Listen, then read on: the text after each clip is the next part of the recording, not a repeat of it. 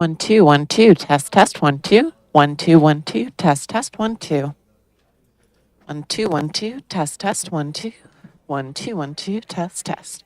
Need like 30 minutes or so of audio to check. I should be losing it around here. Oh, still green. Okay.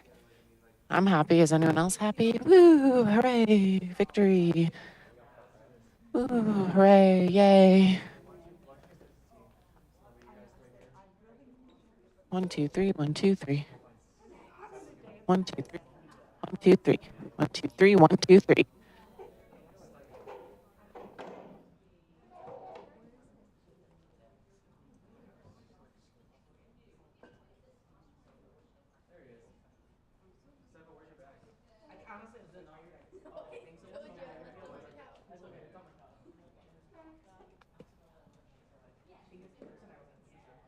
1 2 3 1 2 3 1 2 3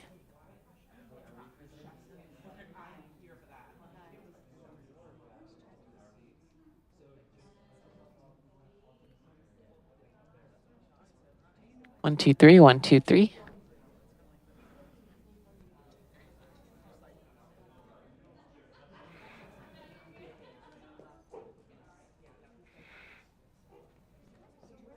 1 2 3 1 2 3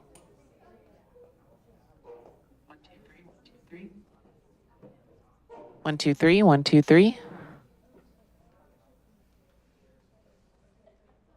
1 2 3 1 2 3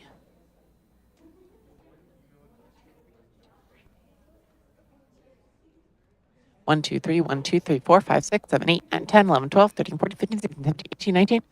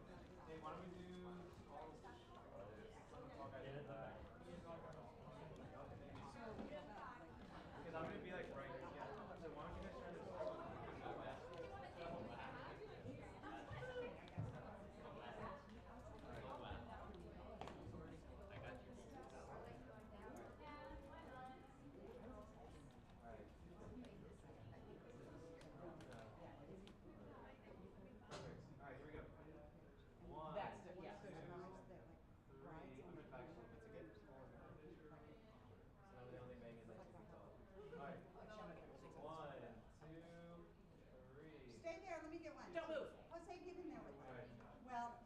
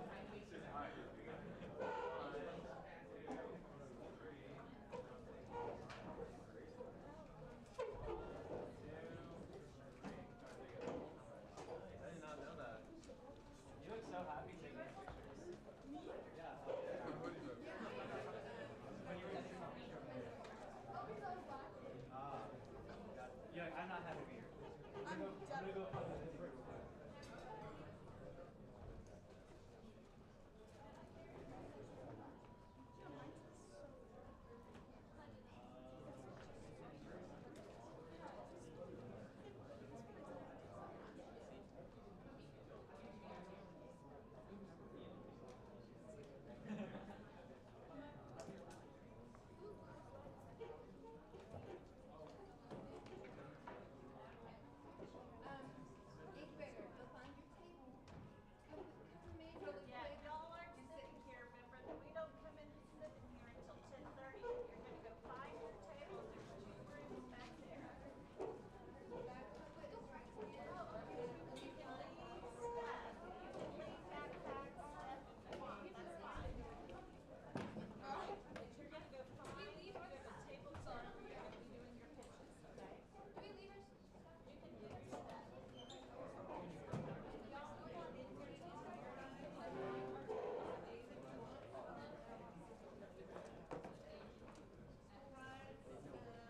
Okay. What are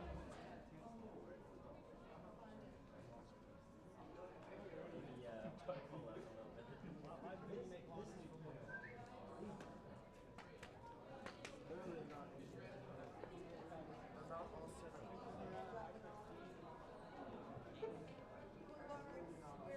they're gonna sit at the table so you can talk to them?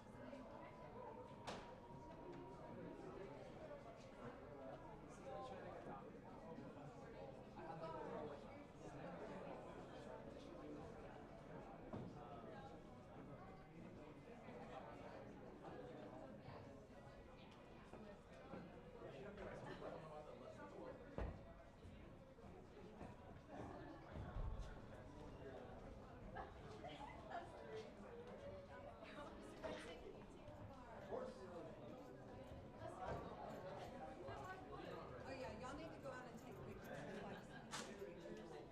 That's everywhere. Here, do you want to cut off the edge? You're good.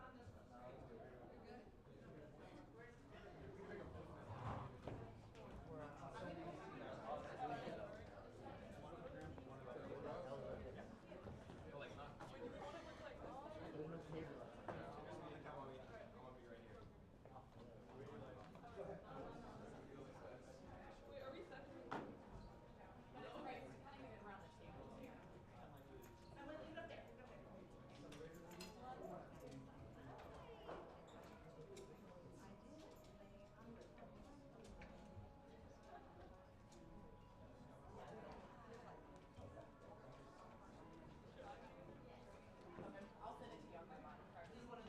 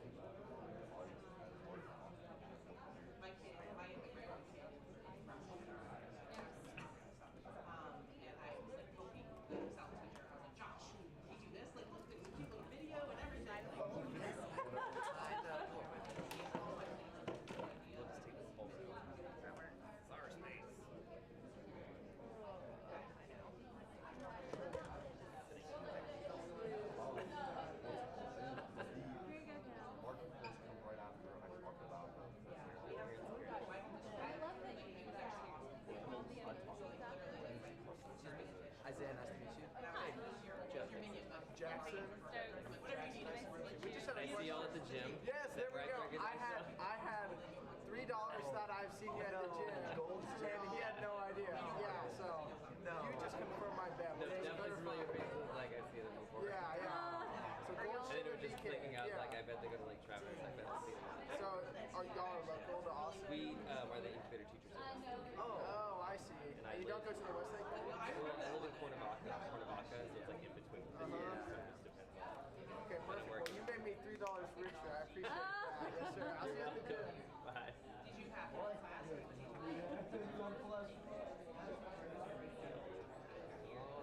I don't think I have like all of my study from school is like has that behind You don't have it. it all, but I have a lot of when I started doing it, so Jacob Stokes, JS, and then Josh Stevens, that works at the high school, because back when Josh and I were like tag teaming one student, we were texting each other all the time. I would accidentally text him thinking he was Jake, because it was just close enough, and I was like, no, I gotta come up with a system.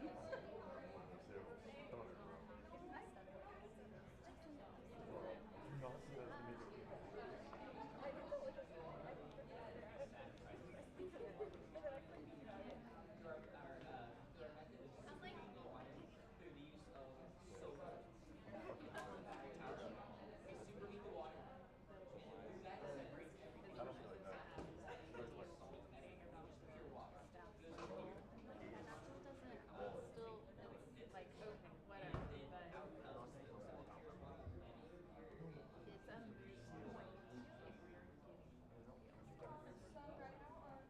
if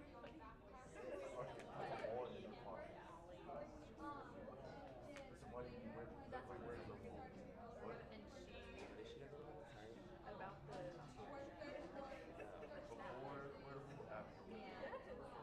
gotten in that I was pulling the staff, got their letters, not happy about that. your role in that committee is to be a voice of the teachers on this campus. How can you be the voice of those teachers if you don't talk to them? Well, and I'm like, To me, that says this committee is about optics and not about actually getting information to people if that's the way they respond. well, and it's Don't like, have the committee. just because you don't like the reaction doesn't make the reaction meaningless. Like, you can't just ignore the fact that the majority of your staff is going to be focused on this change. Like, Really also to get rid of the institutions of years like because they're already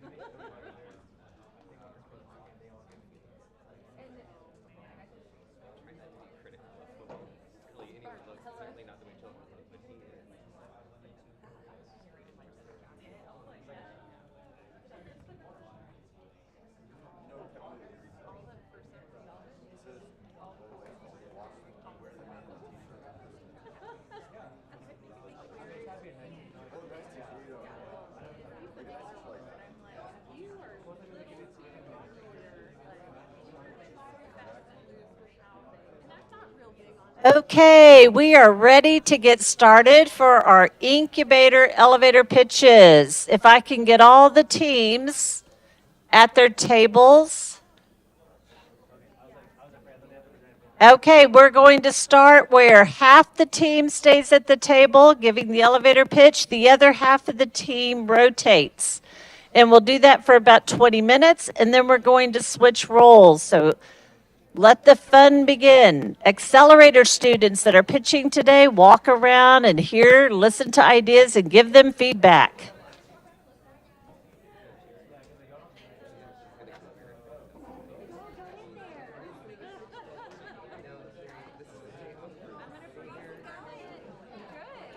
How's it going for y'all? Good. I brought lunch. Yeah. I think I ended up really well. Oh my gosh, good. We have some close one up the list. Yeah. But I asked her if she could. Yeah, we could. Nice. So I'm gonna go around and take pictures of the buildings in it.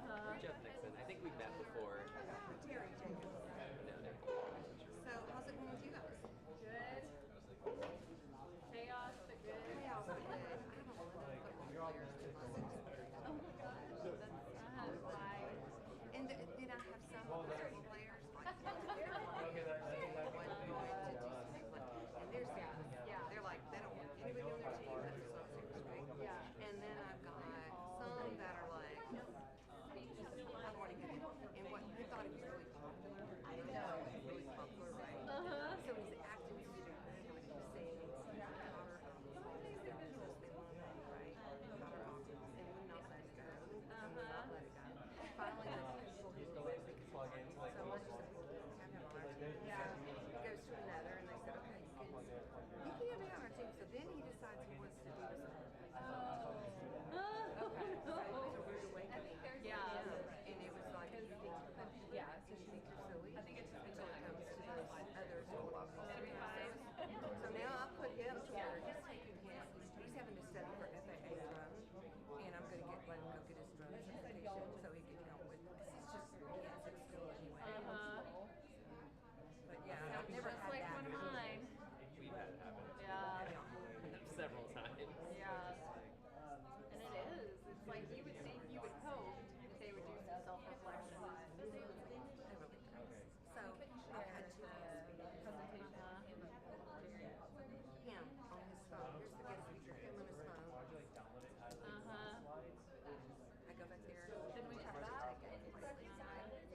Everybody else is on their phone. Oh my god. That's what you need. And then he looks up. Nobody else is on their phone. And now I have to take it away. And so he's angry.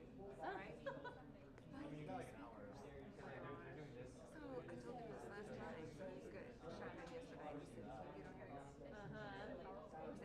Actually, I gave him another role to do. Yeah. When I was there. So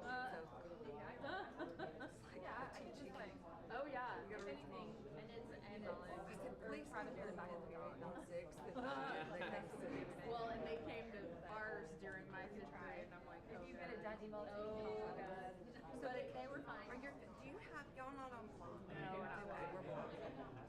So my 5th period. I taught less than I could. Oh yeah. And then I go 6th period. So yeah. It equals out, right? Yep. My 5th I never had. Did the go look when you're talking if you do helio clear. Okay, yeah. Whenever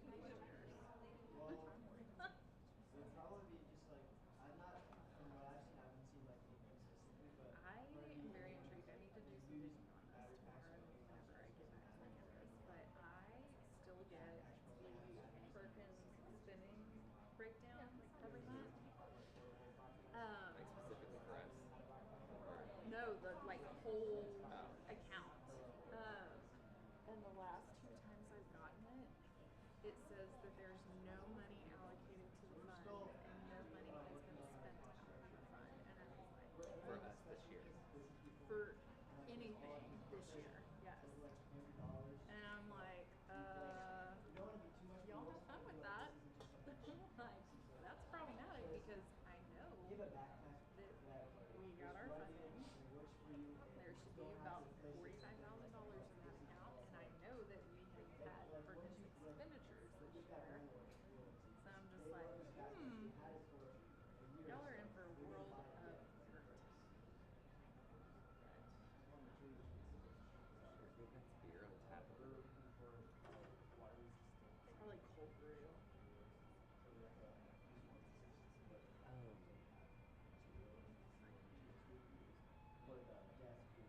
I wonder if all of this is going to shed light on the fact that maybe the people in our business office aren't really that.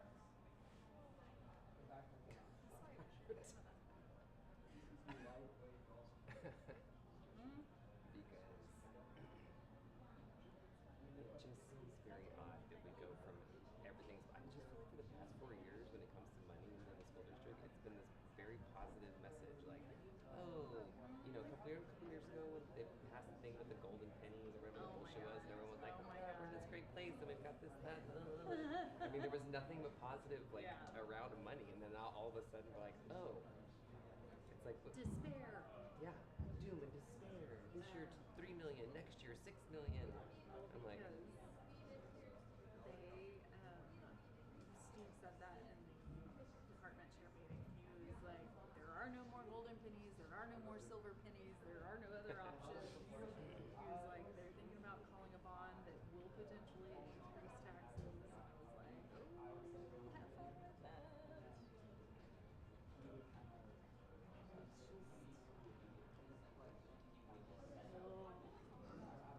It's just, I need the intelligence of this community. Do you want a chair? oh, no, I get it. This should not be happening. She likes that? Like the amount of money that we pay in property taxes, the amount of money you get, the amount of money y'all have we've approved with bonds, this shouldn't be happening in these ISD. Figure out your shit. And figure it out in a way that you can still retain and recruit the highest quality teachers. So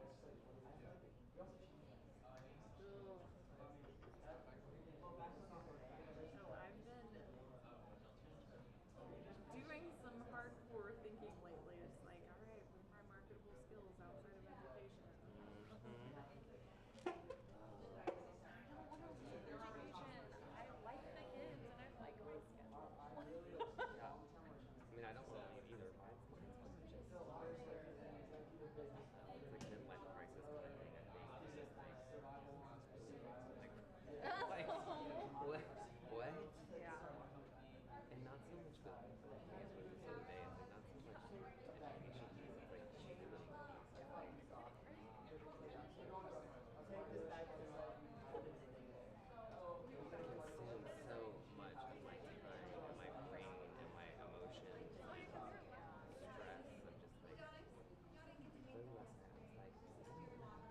It's like, I'm old. I don't want this stress, and I'm choosing this stress by choosing to do it. Hi, my name's Michelle. Yes, yeah. Yeah. I'm And then all part of me is like, no, I don't want this stress. Like, Yeah. this is life. Like, just being alive. It's just like, is there, you're so good at it. It's like, like, unfortunately, you probably make more money working for your friend as like a private coach or and not have to stress the Tumbletech already offered me a job that makes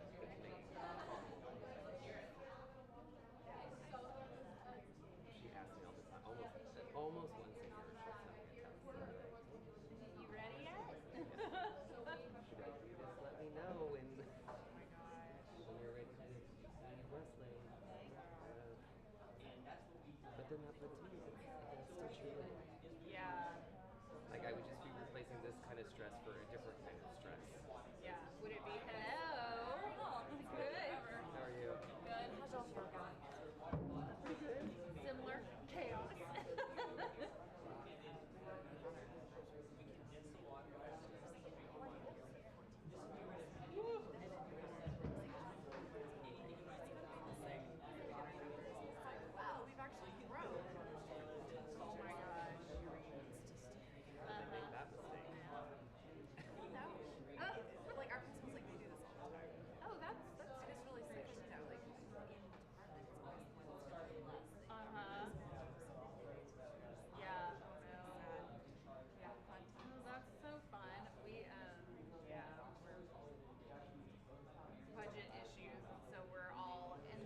just now starting to like pull the curtain back and talk to all of us about it. So we're like, what's going to be y'all's plan for all of this? Oh, it's gonna be a lot. It's gonna be a lot. Yeah. Luckily, we all have backgrounds in other things. We were just talking about that. I was like, I need to refresh and take a look at my marketing skills. I just got my TPA Yeah. That's a lot of years still left. Yeah. And then I saw the ground. This is the same as my parents are getting retired. Oh, wow.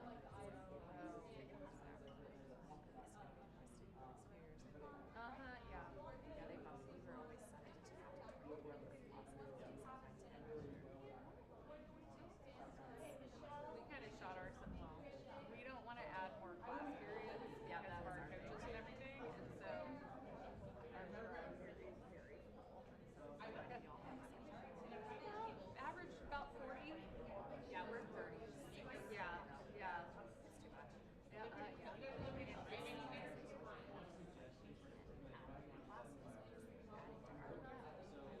yeah. Well, in the incubator, when we bring these coaches in, they're already certified for 5 periods straight without a break.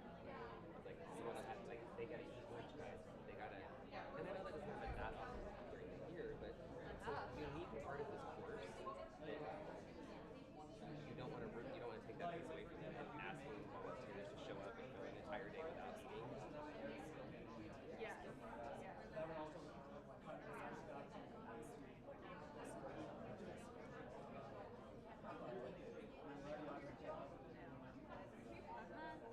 Ours is such a good coach. I think it's hard.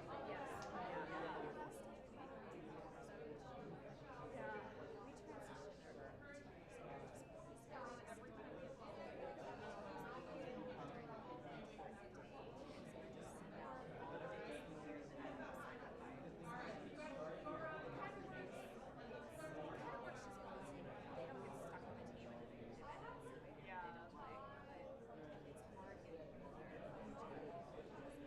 I do like the aspect of like we do that thing, talk to multiple people on those days, and get lots of different viewpoints. Yeah.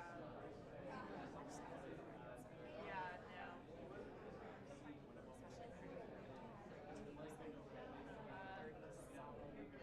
A struggle. Yeah. Because that's the key is like reliable people. Yeah. And so it's just, well, and that's what we're finding as adults. I'm like, no, just communicate. If you can't show up,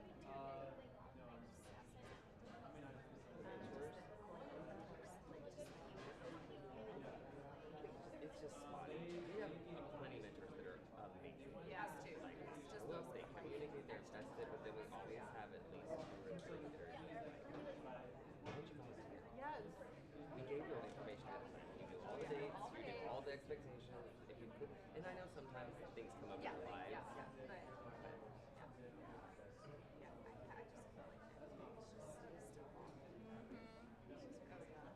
Where it's really off is the kids. Yes. I thought we were gonna be like in and out of it, but I'm like, no, it just keeps getting worse. No. Oh no. I went on it tonight as we did the interview or the session. It's still terrible. It's still Yeah. Oh yeah. I was like, this is the second time They don't around. want any friction. They want 100% the pathway to system. And the minute there is any kind of friction or challenge, they are like, All apart.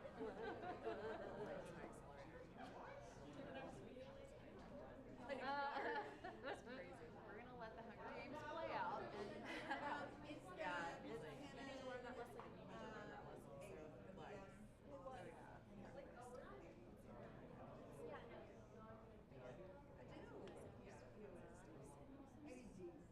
yeah,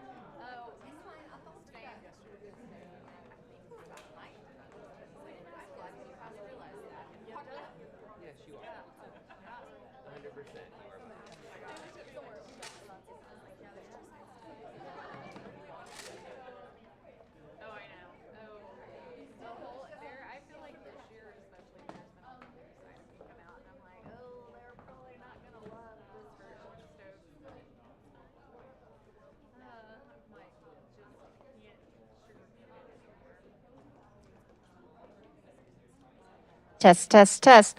Okay, it is time to switch roles. Incubator teams.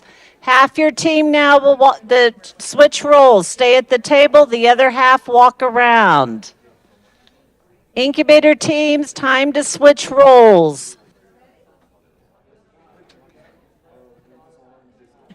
Time to switch roles. Can y'all hear me? Time to switch.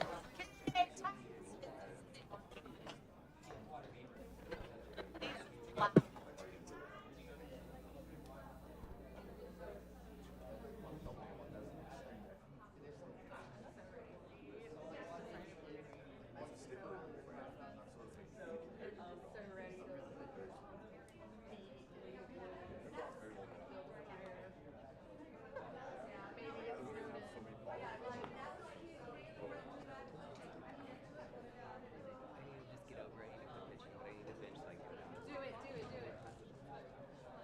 it's like I'm obviously looking forward to Thanksgiving, but then it's not great. It's like we're gonna have a football game. Yeah, we're gonna have to spend a bunch of money on photography for stupid QAL competition. And that's competitions in January. It looks great. Keep it going. So I'm just like, and that's the other piece that I think is frustrating that I try to explain to talent to the kids when I was like, this is just more of my plate. Like, you're creating more work for me in a meeting where I'm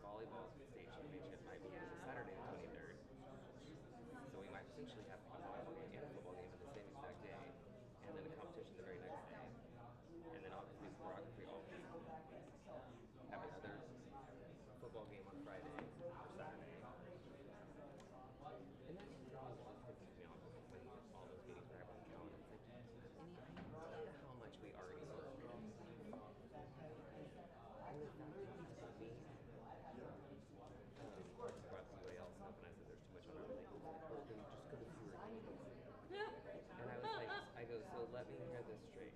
You want us to not support current student athletes in this school so we can go to this UIL competition. And I wish I didn't say it at the time, and I wish I was, it was like hindsight of like, I wish I would have said this. I should have asked, which games would you like us to not go to? Did you want us to not go to softball, not go to soccer, not go to football? Which ones do you want to take off the plate? And then you communicate that with those teams and those parents Because I'm pretty sure if we come didn't after show up at a you. football game, I mean, don't get me wrong, I'm not saying we're that important, but somebody would say something to you if we did not show up at a football game. Yeah. We could probably not go to a softball game and no one's going to say anything. But if we're going to be fair, football is where we should be taking games away from because it's the most things we cheer at all year. I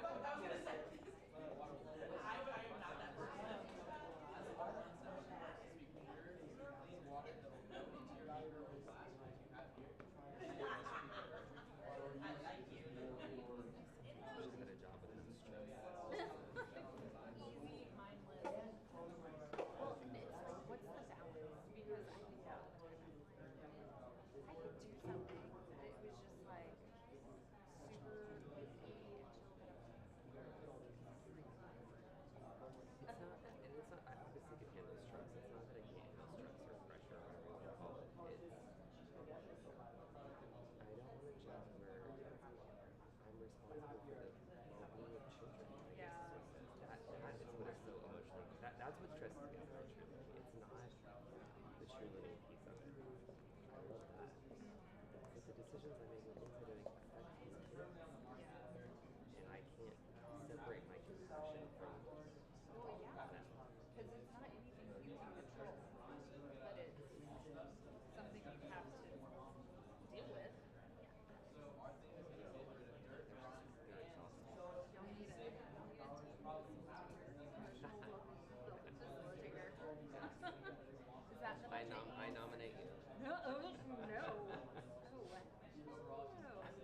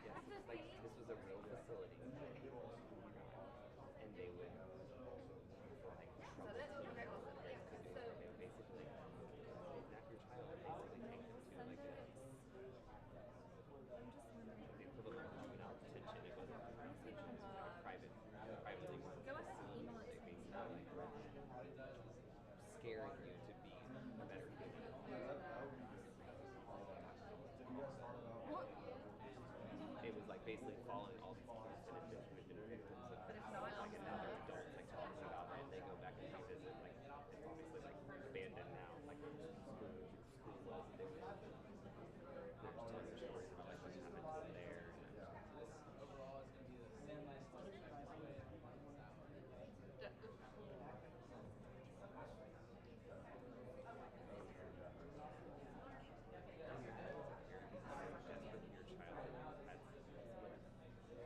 kidnap them in the middle of the night and take them away.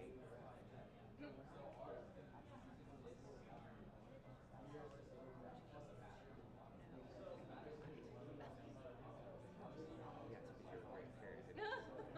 And you talk with your kids, communicate with your kids, and love your kids.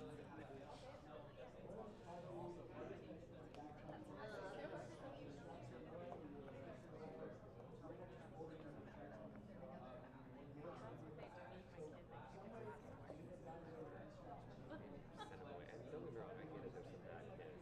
And I could have sent them away, not had them kidnapped. Yeah, but like Sent them to like a boarding school or like some of those people that send them away to like religious side, they just like they need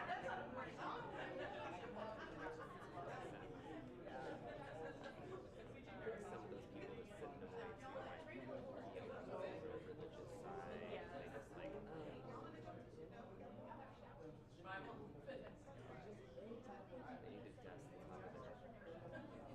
here or there. I always notice that like spaces like this where they have these like exposed ceilings. Pretty dusty up there. Streets too. And like clean that shit. So that no one wants to walk over there and eating and see it.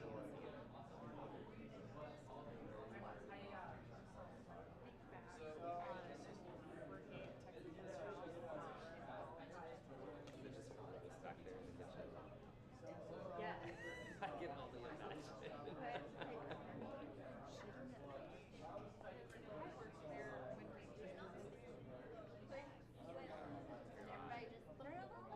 It's so fun. You just throw them on the floor. Just sweep them up later. And at the end of the night, we literally use, if there was a spill, we literally use the shelves just like soak up.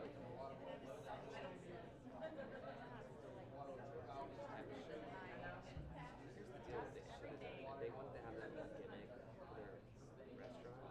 Should have done that. Sports books does it. They basically have built-in vacuums in the wall. So for the hair, they just have the hair to fill the vacuum hole and pulls it up. So they should have had some kinds of like, oh, look at this cool marketing tactics, fun. We build those vacuums, just push the peanut shells into like, suck it away. If it's worth all that infrastructure to the building, but when I saw that at Sports Book, I was like, one, the person didn't have to bend over to pick things up. They're just like, push it. There it went. That's cool. Well, it's like there's houses that have central water where you just put the nozzle in each room and like. Oh my goodness.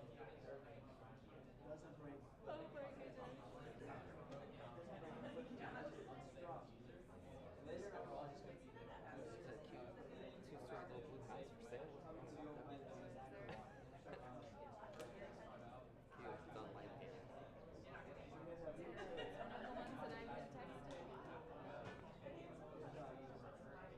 It's like our text thread to each other all the time. I have no idea how much it costs. They're just sending it to Douglas. It is. But then after y'all had a conversation with me, I was not going to tell you that. But it's just People now.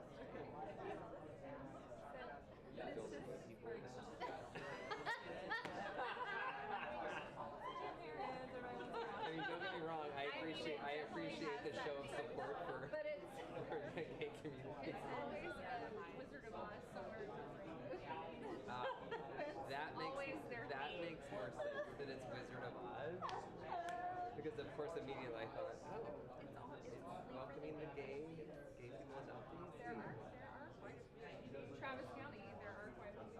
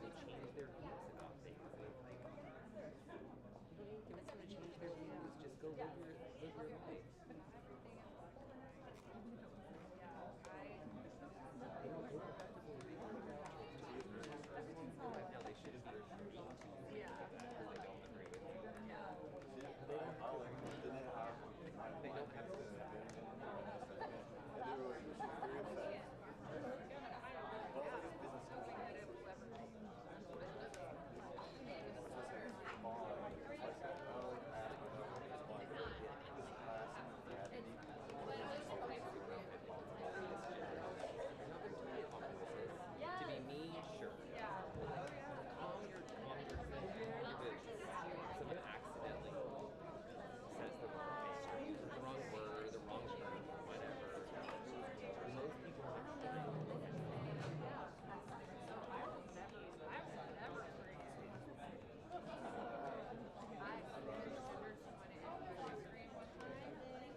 And I immediately recognized what I did. Yeah. I said, they were asking me if I had already been taken care of, and I was like, oh yeah, she took care of me. And then I immediately said, they took care of me, like corrected Yeah. myself. Because I was like, it was so and the person that was talking to me went off on me. And the person that I was talking to about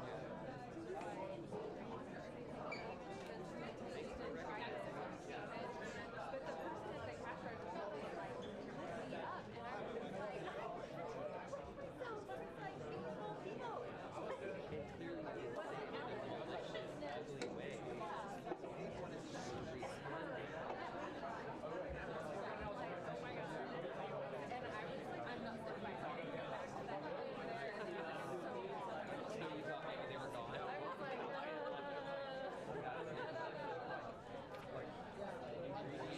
Have like candy vegan pretzels. Very cool. We're in the, let's do, release those last two, grab these four, do these two.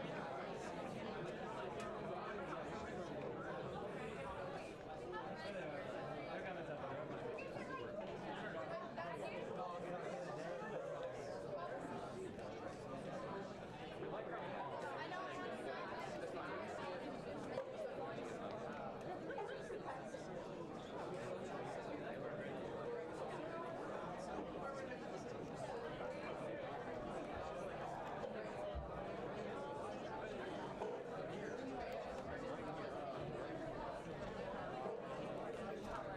That was an interesting one that you guys had. We're right here.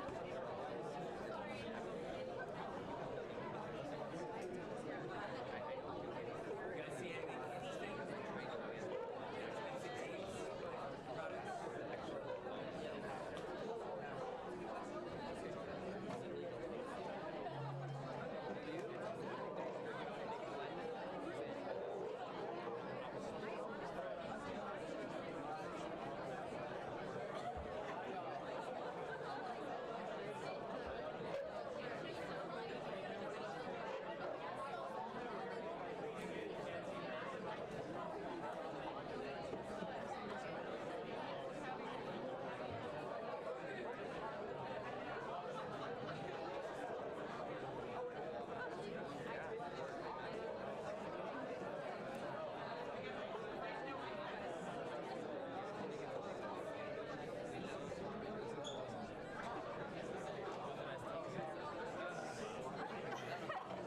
That was my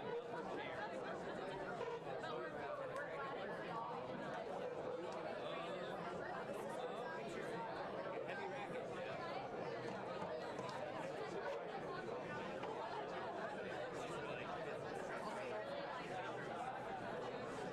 What do you like?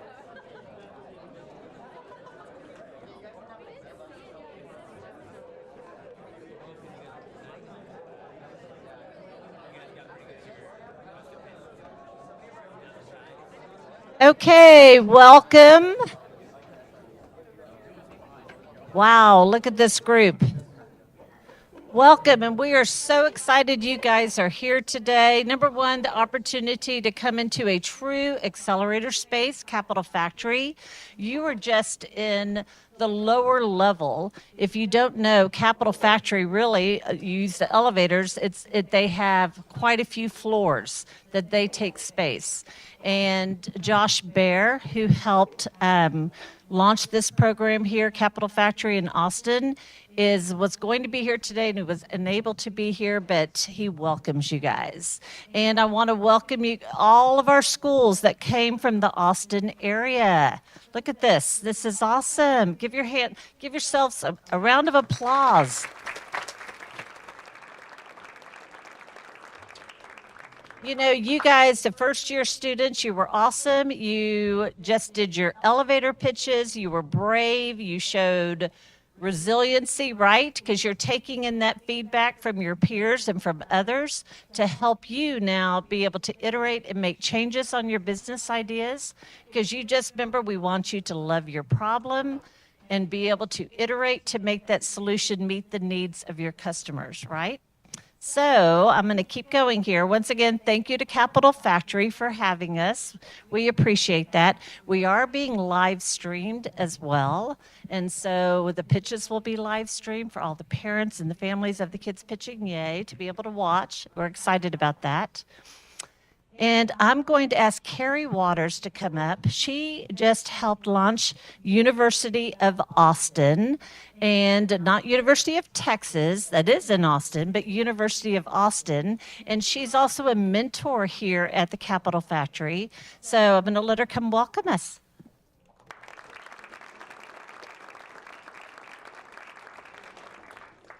Thank you so much. I am so excited to be here with you today. I'm a serial entrepreneur myself, and my son Wyatt is a 9th grader at Westlake High School, so I have to make sure to tell him about this program. As Emily mentioned, I'm a mentor here at Capital Factory. For those of you who don't know about Capital Factory, it's the center of gravity for entrepreneurship here in Texas. There are over 600 portfolio companies that are part of Capital Factory, including my 4th startup, which is a gaming company called Million on Mars, that's still running. It's part of Capital Factory's portfolio. But before that, I built a water leak detector company called Buoy Labs, and I sold that to Honeywell Home in 2019, which is what brought me to Austin. I love entrepreneurship. I love building things. I love creating jobs. I love trying to make the world a better place with technology. And I'm so pleased to see so many of you who are so inspired to do the same thing. So I'm really grateful to be here. Capital Factory has great programs that are available for you. They host 80 plus meetups per month on every topic you could think about, like Toastmasters, if you want to work on your public speaking, and Android development. You should check out their calendar and get plugged in if you're local to Austin and come start hanging out at events here. It's a great way to meet other people, other founders who can help you along your journey. And then, as previously mentioned, I'm the Chief Innovation Officer at the University of Austin, which is America's newest great university. We just launched our inaugural class. We have 92 freshmen who are all learning with us, working toward a 4-year degree. We are a blend of a general education in the liberal arts, plus entrepreneurship and innovation that's connected with industry. I welcome all of you to come for a tour and check us out. We're at uaustin.org, and we are currently recruiting our class for next year. So all of your seniors, I'd love to meet you. In the meantime, though, I'm so excited to hear your pitches. Thanks so much for having me. Thank you. Carrie, where are you located? Where is the University of Austin located? 6th and Congress, right around the corner, not far. Wow. Very cool. All right. And I did not introduce myself. I'm horrible about that. I'm Jerry LaMorand, and I get to support all the programs here in Texas. So this is my number 4th student showcase this year. And so I've hosted 5 of these, one in Dallas. We did one in McAllen. We did one in San Antonio, now Austin. And next week I'll be in Houston hosting a student showcase. So trying to give students this opportunity to pitch their elevator pitches, gather feedback, go to innovative spaces, and work with their peers, hear from an entrepreneur as well, and have some teams practice pitches for some feedback from a panel. So, and my friend, colleague, Michelle Kuzel. Where's Michelle? There she is. Michelle is here all the way from Chicago. And y'all don't realize it, but Michelle is the one who makes your program what it is. So she works with the curriculum, updating it, innovating it, supports your teachers. So couldn't be done without Michelle. Thank you, Michelle.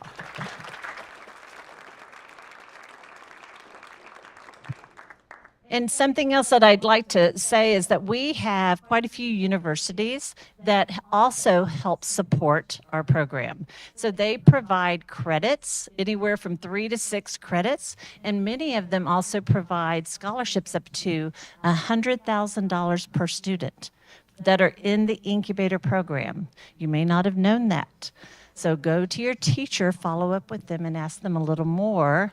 And RPI, Rensselaer Polytech Institute, is one of those that is up in the north, and they are known for engineering school, but they are looking for entrepreneurs. So if you are thinking entrepreneurship and engineering, this might be the place for you. And they also have the $100,000 scholarships over 4 years. So more information coming. Ask your teacher about it. Okay. Now I get to introduce a wonderful friend, Jim McKenzie. He has the McKenzie Foundation, and I'm going to let Jim share with you because I don't want to tell you too much about what he does because he's going to share a little more insights about himself. But he's from the Chicago area, and he is very passionate about this program as well. And he does a lot to support students in the program. Jim?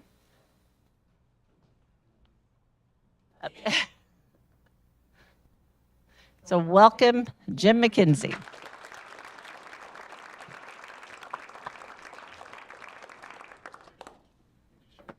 You're welcome. Ooh-ah. I met some of you.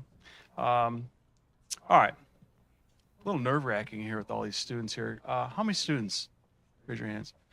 Okay. How many teachers are here? If you're a teacher, can you stand for a moment? Just 1 second. Stand up. Go on. Stand up. Do the students recognize these teachers? Okay, that's a little round of applause for sure. So these teachers, I kind of call them the salt of the earth. And what I mean by that is they're other-centered. They are service above self. And they're in this to help you take it to the next level. So if you haven't thanked them, you might want to thank them. I'm a developer now. I mean, I've had a bunch of different hats, but I've been developing the subdivision in Schaumburg. We're putting up 149 homes. And as a lawyer, we have things known as CCRs. Does anyone ever hear of a CCR? So a CCR is when you put a subdivision together, they're called covenants, conditions, and restrictions. And a covenant is just a promise. So the promise that I'm going to make to you today is that I'm going to speak from my heart. I'm not going to use notes. I'm not going to read off a script. I'm just going to kind of speak from my heart. That's my promise to you. The condition is, and someone that I love very dear told me this, she said, if you guys cross your arms and you start shaking your head, I got to stop. That's my condition, right? And the restriction is I only have so much time anyhow, right? So we're only going to use that much time. So we've taken care of our CCRs, and that's good. I'm going to talk a little bit about presence and what presence means. So I want everybody to put your feet on the ground. Okay. I want you to feel them for a minute. Feel your feet, right? You are present. There's nothing else that we have to think about. I know that you guys were thinking about your pitches and your elevator pitches and all the other things, but right now I want you to be present, right? And then I want you to think about like what brought us here right now and the people that are responsible for bringing us here right now. And so has anyone been in like really deep snow? And okay, so most of you, like some people are from the South and they don't really understand snow, right? We have a place in Phillips, Wisconsin, and it snows a lot. And one day my feet were in the snow. I was on the lake, a frozen lake, and I was standing in the snow, and I looked down and I saw that my feet were in the snow. And then I kind of, my mind went to, how did my feet get there right now? And then I was thinking, well, I wouldn't be there if it weren't for my wife, because my wife is the one that introduced me to Phillips, Wisconsin. Makes sense, right? My wife wouldn't have been there if it weren't for her friend Betsy. So if Maureen didn't know Betsy, we wouldn't be there. Well, Betsy's father brought Betsy there. And then Betsy's father's father brought him there. And the reason that I was there was because of Betsy's great-grandfather, who decided to go fishing one day in Phillips, Wisconsin. Now, is that the weirdest thing in the world? Some guy decides he wants to go fishing, and now my feet are in that snow because of his decision to go fishing. So if you've ever heard of like the butterfly effect, the wings of a butterfly, when they flap their wings, that little bit of wind that comes from the wings can change somebody's life. Do you believe that? Well, isn't it incredible how some guy who decides to go fishing now changes my life, right? So are you switching slides? Am I switching slides? All right, how am I doing this?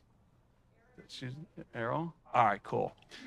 So this is my latest project. It's called Builder EDU. And what we are doing is, we're bringing together students with the guys that are in the trades, and we start from like an architect, and the architect comes into the classroom, kind of similar to this, and the architect will explain, here are the plans, here's what a legend means, so 1/4 inch equals 1 foot, and then each one of those students, we've got about 87 students in this brand new program, will get a set of their own plans. And so that's on lot 12 in the subdivision. On lot 14, we're actually building a home. So this particular structure that you're seeing there, that's the classroom that we built. So there's a classroom and a laboratory. And it allows the students to build things and take them apart, so that when they go to lot 14, they've got the experience of building in the laboratory. Does that make sense? So then, after the architect's done, he's like, let's go to lot 14. And they go to lot 14. And then we have the heavy equipment operator. And this is the guy that's going to be digging these big holes with the big bulldozers and stuff. He's going to say, hey, check this out. This is what we do. And then the people that bring in the forms, and then the people that build the walls, and then on and on and on, the electricians, the plumbers, and it gives the students the opportunity to kind of understand construction, kind of very similar to Incubator EDU, right? Well, do you see them holding these signs here? It says Miller, Schulten, Cartwright, and Redlinger. You see that? Those were my coaches. Those were in high school. So Merv Miller, for instance, he changed my life. And I'm not saying this like flippantly. I'm telling you the truth. Merv Miller changed my life. How did he change my life? What happened, Jim? What happened was I was kind of a derelict. And I don't mean to say that, I was just immature. I was just a little kid. I didn't know, right? And so I played football in 8th grade for the Elk Grove Chiefs. And man, was I good. We were a travel team. We were undefeated. I was the quarterback. Look at me, right? And then freshman year, we tried out for the football team. We had about 90 people. And I ended up, they put some people on the A team. They put some people on the B team. And I ended up being on the B team. And I couldn't believe it. Do they not know who I am? Kind of a thing, right? And then when it came time to give out uniforms, they brought in these beautiful boxes. And they opened up these cardboard boxes, and they had these brand new uniforms in like plastic. And they were like, A team first, A team lined up, And they were like, what number do you want, Danny? And Danny, well, I'm a quarterback, I want number 10, right? And what number do you want? And they were giving out their numbers. And then when the A team was completely done, I swear, it's as if they kind of like looked both directions. And then the ladies came in with the laundry bins. And they came in, and they started giving the B team our uniforms. And they took the uniform out, the jersey, and they kind of threw it at us. So I got number 61. Here I'm a quarterback, and if you know football, 61 is a lineman, not a back or anything. So, and the uniform that I got was ripped. And these ladies were the seamstress, and they sewed like using carpet thread, so that we didn't have holes in our uniforms. And those are the uniforms that we got. So, I started walking away. And then here's Merv Miller, the coach. He's on the other side of the room. He goes, hey, young man, you. And I go, who, me? Yeah, you. Come here. So I walked up to him. And he goes, what's your problem? I don't have a problem, coach. I don't even know what you're talking about. Problem? I don't have a problem. He goes, no, you got a problem. I saw the look on your face. What's your problem? And I go, well, coach, they put me on the B team. I thought I was a better player than that, and they put me on the B team. He goes, they took the first 15 players, they put them on the A team, then they took the second 15 players, they put them on the B team, they kept rotating back and forth. You're on the B team, live with it. What else is your problem? I go, no, I don't have a problem. He goes, no, what else is going on with you? And I go, did you see the jerseys they gave us, the uniforms? I mean, come on, man, they were ripped and stuff, and those guys got all brand new uniforms and stuff. And this is the moment. This is the moment. It breaks me up. He goes, you got a choice to make right now, young man. You make this choice. Do you want to be the uniform? Or do you want to be the man inside the uniform? I was like, oof, I want to be the man, And he changed it, because I would have run through walls for this guy. And maybe you don't understand how profound that was to me, but I came from a family of 8 kids. My dad was a carpet installer. My mom was a bus driver. And we didn't have money.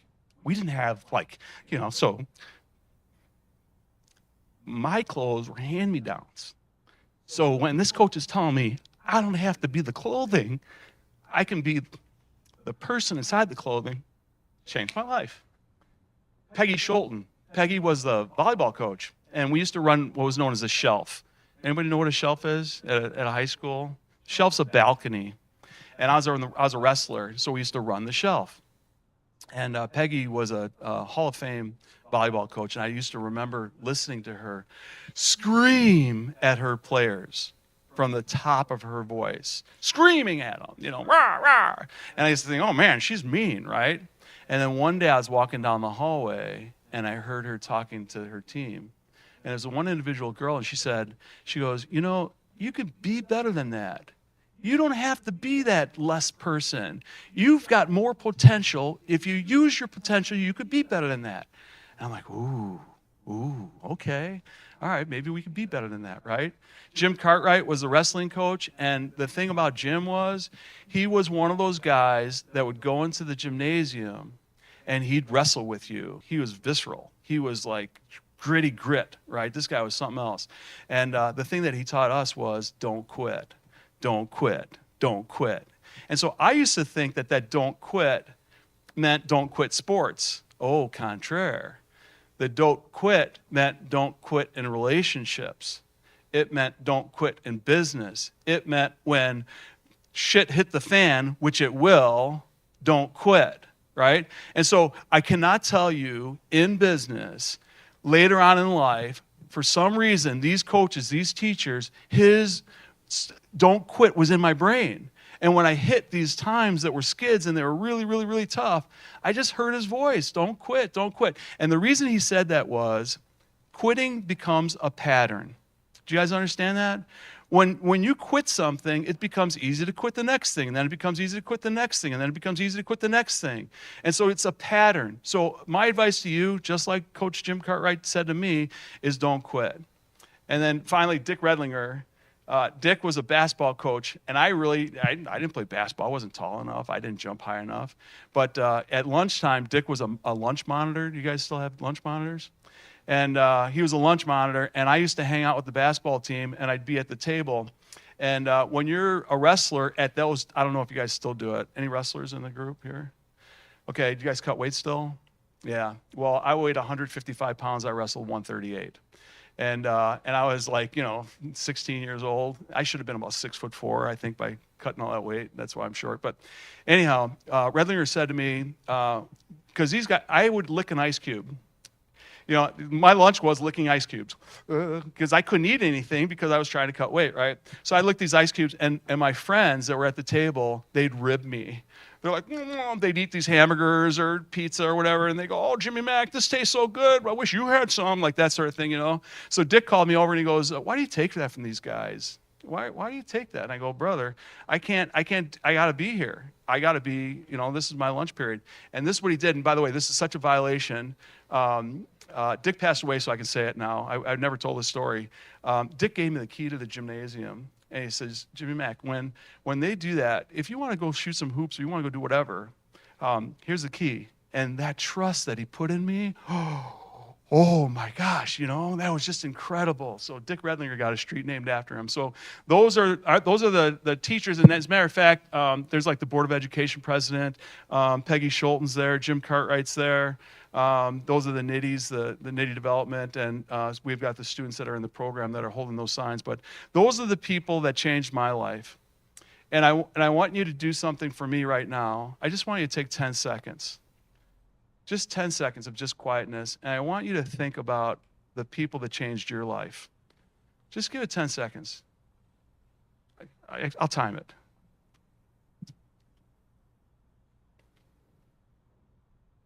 It's incredible. That was 9 seconds, but I switched it over a little bit. All right, now let me tell you why we're here. All those backstories. For the last 5 years, I've got a family foundation. It's been in existence since 2013. Its mission is peace through education.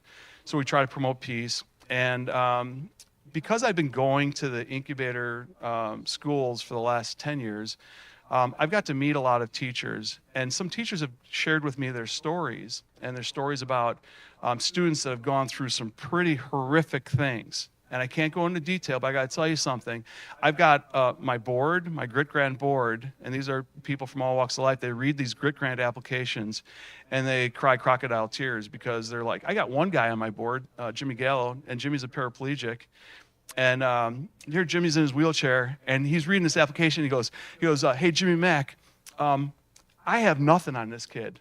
I can't hold a candle to the issues that they're going through.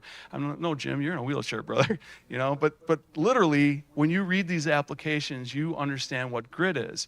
So there was a person, her name is Angela Duckworth. Anyone know Angela Duckworth? She wrote a book called Grit. And she talks about what is grit. And grit is a predictor of success. So you would think it's IQ. Oh, the kid's really smart, right? Or you would think it was like leadership, or maybe they had a good ACT or a good SAT score, or maybe it's their class ranking. None of that matters. None of it matters. It doesn't even matter where you came from, which side of the tracks you were born on, whether you had money, you didn't have money, whether you're tall or short or fat or thin. None of that matters. What matters was, and this is a study, she's a scientist. She looked at the Army, what's the name of the, West Point. The school of West Point, 14,000 applicants. These are people that had to be recommended by congressmen and women or senators or the vice president to be recommended, number one. Number two is their grade had to be the top in their class. Number three is not only recommended and have the top grade, but they had to have physical prowess. They had to do so many sit-ups, so many pull-ups, so many push-ups and sort of thing in order to just get in. So you think, oh, it's tough to get into Harvard. No, it's tough to get into West Point. So her study took the 14,000 applicants for West Point, and then she kind of tried to figure out, why was there only 1,200 left? Why did they quit, even after going through all this stuff? And her study found it was perseverance and passion. And that's what grit is. It's not any of those other things, it's grit.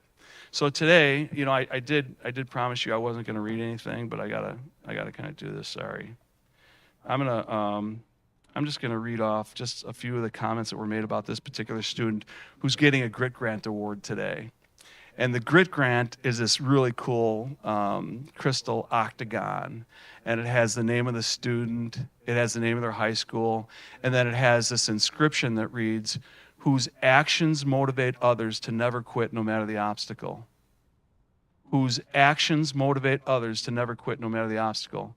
So the Grit Grant, its purpose is twofold. Number one is I want to recognize that student for going through what that student has gone through. But more importantly, it's really to you guys. And if this student can go through that, then what's your excuse and what's my excuse? Why are we complaining about, oh, my coffee is too cold or too hot, or, I don't like waiting at traffic lights and blah, blah, blah, blah, blah, blah. And all that is just talk, right? Because if you read these applications and you see what these students have gone through, you wouldn't quit either, right? So here's some of the things that his, is Christina De Leon right here? That's the teacher, by the way, who wrote this application. She said this student exhibits extraordinary grit, resilience, and a relentless pursuit of goals despite facing significant obstacles. He has an uncanny ability to navigate challenges with grace and integrity. He inspires and uplifts others. Can you imagine someone writing this about you, right? He has a remarkable capacity for empathy and leadership, and he's known amongst his peers for his willingness to help those in need. He's a role model and a beacon of hope within our community. So would you, ladies and gentlemen, please help me introduce here Emilian Sosa. Is he? Oh, you got to do a slide. Oh, there you go. Technology. Congratulations.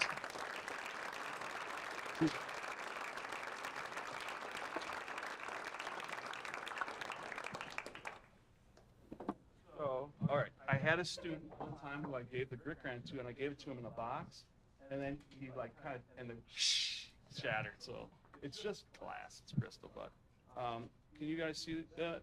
What that looks like, right? So that's for you. Congratulations. And then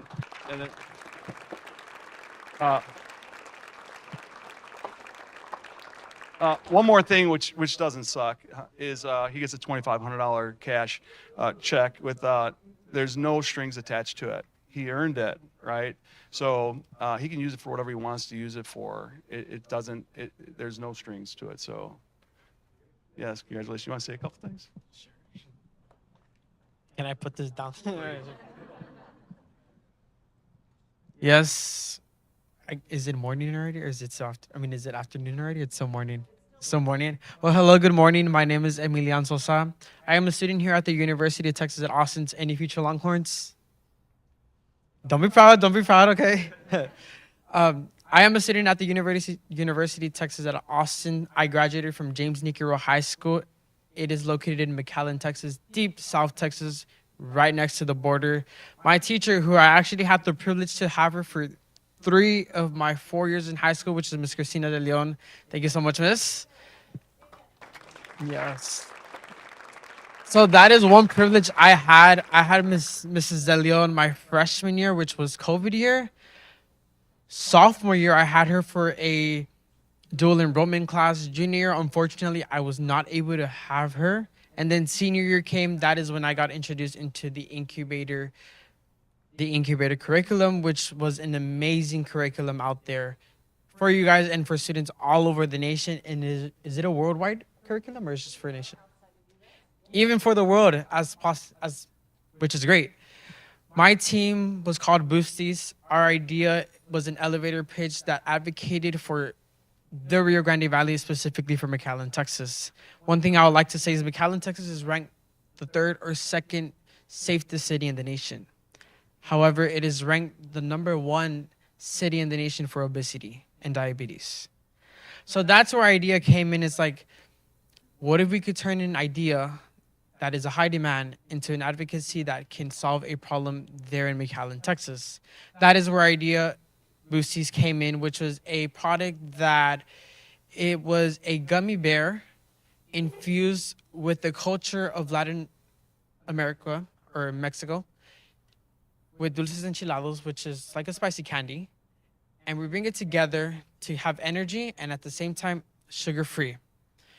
That idea went into production and it caught a lot of attention, a lot of eyes. That it allowed us to advance to the top 10 in the nation, but we missed it by 1 or 2 or 3 spots to advance to the final 5. Unfortunately, we don't know. But it was an amazing opportunity, and Uncharted Learning and Incubator is an amazing program for you guys and for students all over the world. Take huge advantage of it. One word of advice I could give you is, even if you don't make it to the end, this idea, you made it yourself, and you can continue that idea after high school, after college, after your degree, or whenever you decide to. That idea will stick to you to the end of the day. You will probably meet your best friends through this program. I will say this, and Ms. Elion is right there. I met 3 of my best friends through Incubator. I think that was the greatest thing about this program is, and I still talk to my friends, they're my best friends. I still talk to them like every single day. Whether it's college, whether it's a program, whether it's something, they're always there to ask questions. I'm always there to ask questions for them as well. You are going to meet amazing people through this program. You're going to meet amazing mentors, teachers. Again, also these teachers might also become your greatest teachers you will ever meet. So this is an amazing opportunity for you guys to, one, elevate your idea, two, meet the greatest people you will ever meet, because there's one goal in mind, is all of you guys are there to succeed. That is the one thing you share is, can we make our product come to life? And at the raise of hands, how many of us want our product to come to life? Whether it is an app, whether it is a product, an invention, a source, anything. It's possible. It is possible. Everyone knows what Shark Tank is, right? Yeah, so it's possible. And the greatest thing is, you're not paying for this. For this curriculum. This curriculum is free to the students, which is correct, right? Oh, sorry, my bad. I am so sorry for that. But it is an amazing opportunity, guys. Take advantage of this curriculum. It is amazing. It is astronomically amazing. And I think that's all. But if you guys have any questions, you guys can ask me, whether your product, or reach out to me in social media. I mean, my name is Emilian Sosa. You will find my social media, or LinkedIn as well. So thank you so much and have a great day.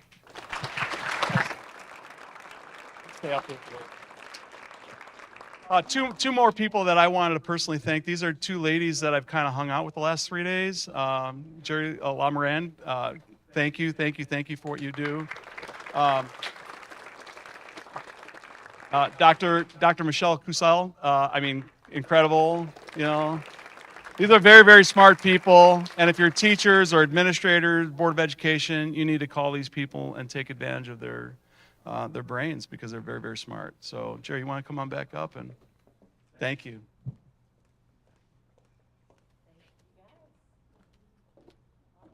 And you guys are going to join the panel now. Okay, so if y'all will have a seat right down here, and we're going to move now towards our pitches. So we have 4 teams that are in year 2 of the program, which we call Accelerator EDU. So for all of our Incubator EDU students sitting here, they are 1 year beyond y'all, and I need to refresh. Okay. So Uncharted Learning, just to give you a little background of who we are a not-for-profit organization based out of Chicago. Like I said, I am here in Texas, but I get to support all the programs here in Texas. Very fortunate. Incubator EDU is the year 1 program. Accelerator EDU is our year 2. And as these students are moving through using real-world business tools, the lean methodology, to be able to build their business concept. So from the ideation, you guys, the incubator students, you're still in semester 1, right? So you still have a lot to learn and a lot to do to grow your business idea. You've gone through the ideation process, right? The bugs me list, you have come up with a problem you want to solve, a solution. You should have your unique value proposition, and still working on that. And of course, who your customer is, your customer segmentation. And now you're going to be moving into marketing, the finances. How are you going to, sell this product, or it's a service. It could be a service that you're doing. And then at the very end, you're going to be testing your idea, minimal viable product, and testing it this spring. And at the very end, doing a final pitch. Okay, think of Shark Tank, but a nice Shark Tank. And that's what you're going to see up here, a nice Shark Tank. Not we are giving them feedback. So all of this, iterating, making changes using that lean methodology. So our pitch panel you've met. And so Emilian, Carrie, and Jim are all going to give you feedback. And it's going to be to help move you along in the next steps. So let's start with our first pitch team. And the first one is from Eanes ISD, Westlake High School. And it is Caravan. Caravan, you want to come on up?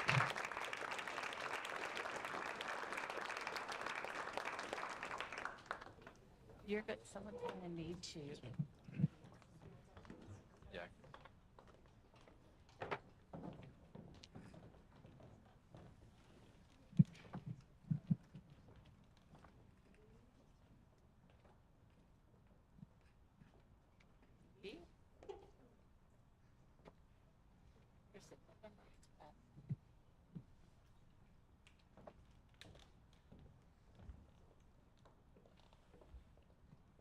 Good morning, everybody. We are Caravan.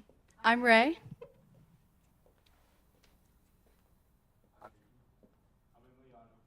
I'm Zach. Imagine you're a parent juggling work, household chores, and the endless list of extracurricular activities that your children are involved in. On top of this, think of the time when your ride fell through, your boss called you in for an emergency meeting, or your other kid got sick and had to be rushed to the doctor.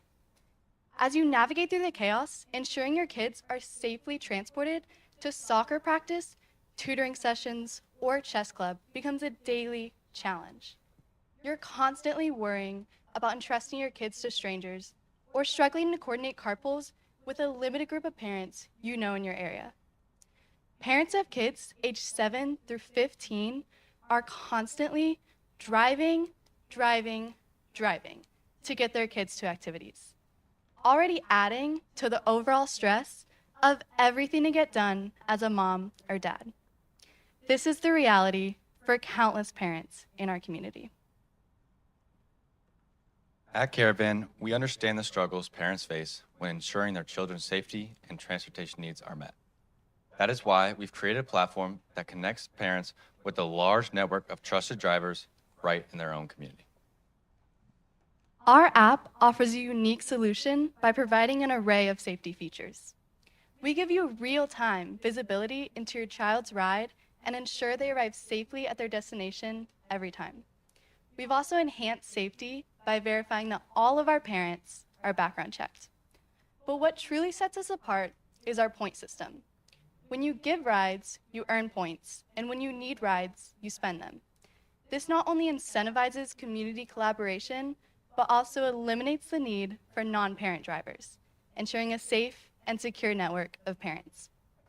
Join Caravan, streamline your carpooling process, and discover a world where transportation worries are a thing of the past. Now, how do we tie this all together?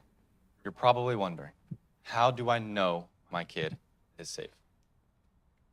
We have 5 main safety features that ensure from the moment your kid leaves your protection to the moment they arrive at their destination, they are completely safe. First, when a parent signs up for our app, we instantly run a background check on their criminal and vehicle histories. Once verified, we send every parent a camera with live surveillance capabilities, as well as instructions for how to set up in their car. Once the ride is underway, through our app's programming, there will be live GPS tracking, as well as a geofencing algorithm that ensures if any parent goes outside his designated path, all parents will be notified immediately. But most importantly is our strict parent-only network. This ensures the only other people driving your kids around are other moms and dads. For our minimal viable product, we worked with multiple clubs within the Austin area to help facilitate rides between the parents and the kids.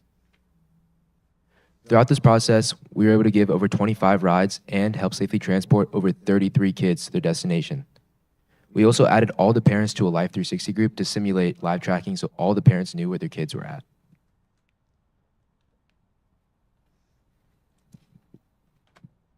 These are some of the potential partners that we reached out to in the past.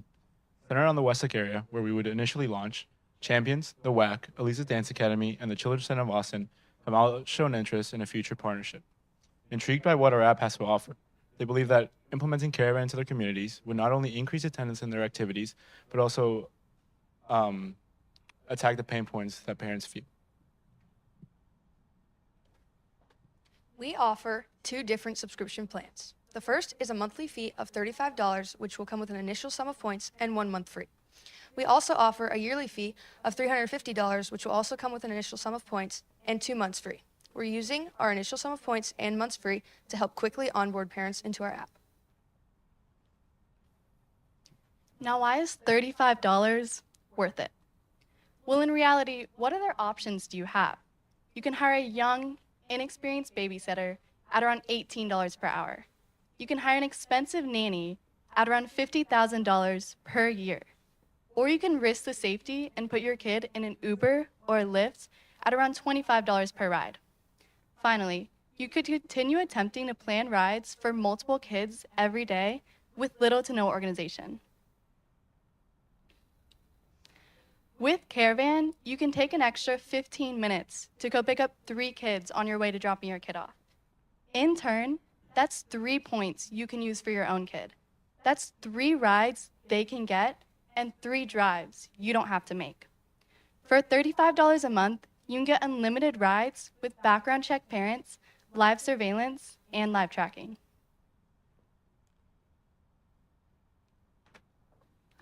Well, this should be a demonstration on how our app works.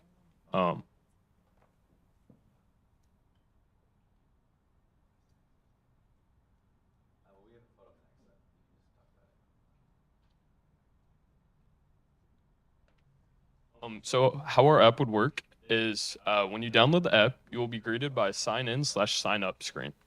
Once into the app, you would select your child's extracurricular activities as well as their frequently visited locations. When your child needs a ride, you can click on a driver and book a seat in that driver's car. On the Map tab, you can track your child's location as well as access many other safety features. On the My Trip tab, you could post your own rides as a parent as well as rate your experiences with other drivers.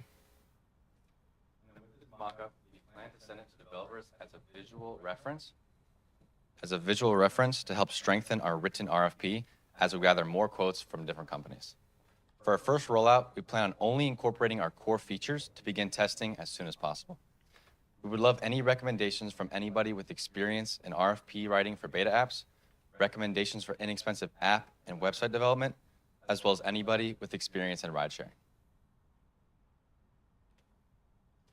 Last year, our team competed in our school's business incubator pitch night, where we won first place and were awarded $15,000 in funding. Currently, we are looking for more pitch and funding opportunities, as additional funding would help us onboard parents, market more effectively, as well as add more features onto our beta app. Thank you all for your time. We are Caravan, where community rides together.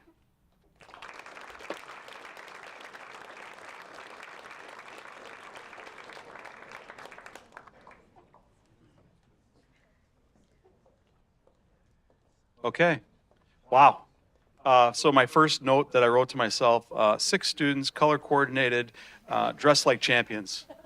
That was pretty amazing, right? And then you knocked it out of the park with your presentation. I thought you did a really good job. Your elevator pitch was spot on. You did really well. The $15,000 that you took in, what did you do with it? As of right now, we have spent around $300 to file as an LLC. But besides that, we have not used much of the money at all. And then to add on to that, we're currently looking for developers, probably offshore, because it'll be a little cheaper for us. And we're working on a core features, which ones we actually want. We're working on the core features that we actually want to be in our app. And so with our $15,000, we're going to start developing a minimal viable product that we can send out to parents and begin using.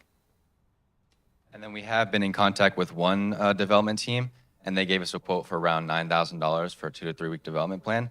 But we're still looking at our options, and we're still open for more quotes and talking to different companies. Yeah. So one of my first companies, Network Merchants, which is NMI.com. You can look that up. It's pretty cool. It's probably $1 billion company today. But NMI started with just 3 of us. And the guy that was probably the best was 15 years old. He was a developer of code, and he would develop code while he was talking to you. And if you've ever seen that, that's pretty remarkable. But my advice to you is not go to offshore. My advice is look for friends and family that know how to develop code, and then start with that because it's way cheaper and you've got much, much more control. Does that make sense? I agree. That was a fantastic pitch. Thank you, guys. That was great. So the thing about building two-sided marketplaces is it's about control of the supply usually. So I'm wondering what your go-to-market plan is for acquiring parents, and whether you would sort of do this region by region, and would it be sort of all kind of Eanes parents, or would you open it up to adjacent communities, or how you're thinking about that? Well, I know when we did our MVP last year, we targeted a specific club, and we got the entire club on there at once because we want to do location-based sharing. And so if we have an entire activity on there, then it would be a lot easier for them to share rides between. So we would go to target clubs, which is why we talked to Elisa's Dance Academy, the WAC, and a few others. And so we would target the clubs. Yeah, we would try to go to sporting events, tournaments, or anything like that, and talk to parents, try to onboard them on the app. We would also try to work kind of like Nextdoor, if anybody's familiar with that, where you sign up and you choose your community, your neighborhood, so you're connected to that community or community surrounding you. And that way you could connect with parents that are not just in Eanes, but would also go to frequent places that you would have to take your kids to. Okay, great. And one more follow-up question. I know that, for example, Uber has Uber Teen accounts and so on, and they'll share information about your teen's ride along the way. Have you looked into that and looked, why is it that you think that Uber or Lyft might not introduce this as a feature? I think our main differentiator between Uber and Lyft is that it's all parent drivers. And so when we did a lot of feedback surveys, we found that a lot of parents only trust other parents. And so while Uber and Lyft might adopt doing it to teens and that being a target market of theirs, I don't think they'll necessarily do a point system, or which will eliminate other drivers, making it only parents. But that's still something that we're going to monitor and look into as they continue to grow that feature. We also saw that Uber Teen really does target a certain age range. And it's not very practical for short distance rides, which is who we're targeting to, especially to an activity, to school, those short rides that are kind of inconvenient for parents, but still need to happen. So we did really want to make sure that we're arranging for younger kids as well. So our age range is from 7 to 15. So we would get also that younger demographic of kids. That's a great answer. I have one question for you. How much are you going to pay the rights or the parents who are working for Caravan?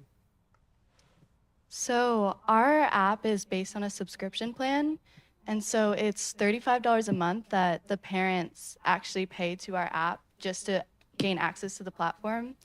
And then from there, it's really the incentive of points. So usually like babysitters and individual rides for Uber and Lyft are around like $20. And so if they're paying $35 a month, they can it's very convenient for them to take a few extra minutes to go pick up 3 kids. And that's 3 points that they can use. And so we're not actually paying the drivers, but we're making it more convenient and cost effective for them. So for the employee wise, that's what I meant to say, sorry. So the employees, I mean, are the employees that you are hiring, they're going to get paid, right? Yeah, we have looked into that for employers, but for the startup, we would likely monitor. But then we have looked into having someone be on the back end. So if an emergency happened, there'd be someone that you could rely on as a parent, so you don't have to be the only one monitoring the app. So we would probably hire them full time. Okay. Sorry, we maybe answering your question in a different perspective. We wouldn't really hire any drivers whatsoever. We would rely on parents coming to our app and wanting to give.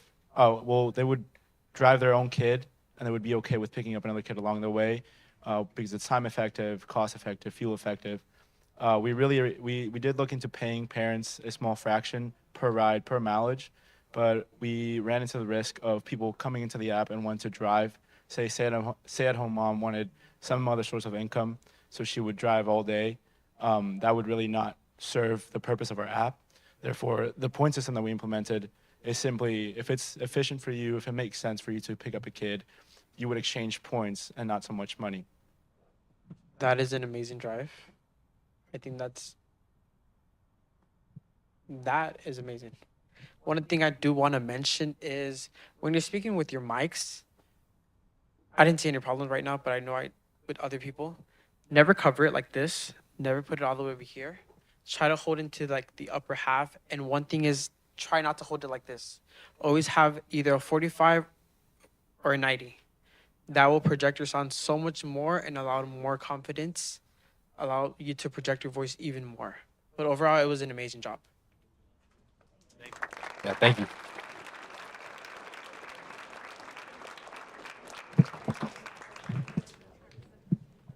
Okay, our next team, thank you. All right, Lake Travis.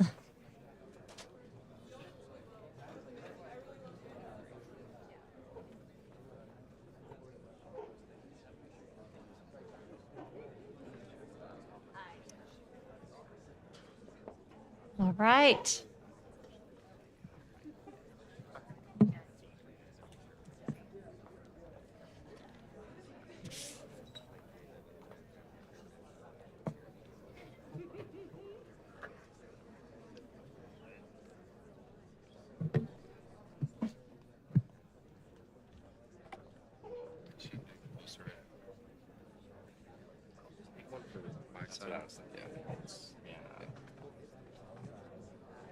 Who are we having?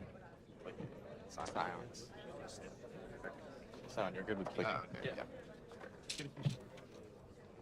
All right, got it.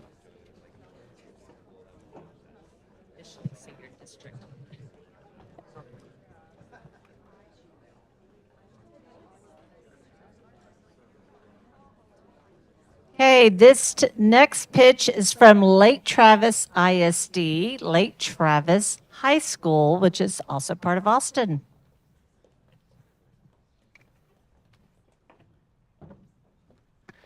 Hi, we are Zen Experiences from Lake Travis High School, and before we start our pitch, we'd like to show you a brief demo of our product. Kip, can you come on up here?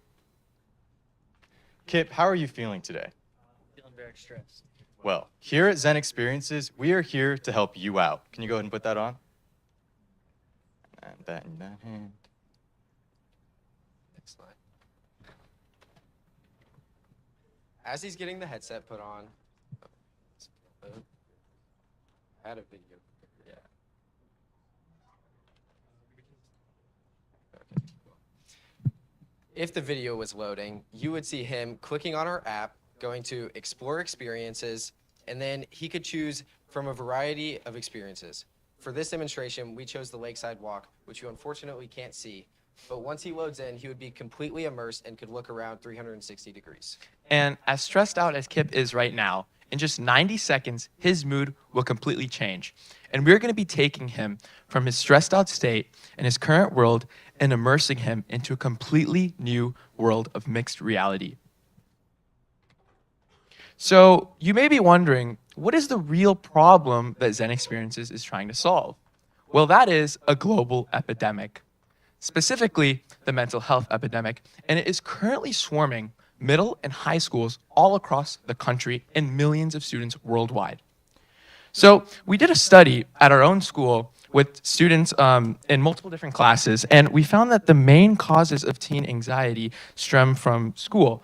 And under that category are stress from grades, getting into college, and extracurricular activities.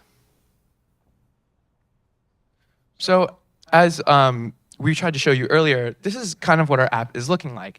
It has a very user-friendly interface, and we're using mixed reality to create that calming space for teens to give mental relief from daily pressures.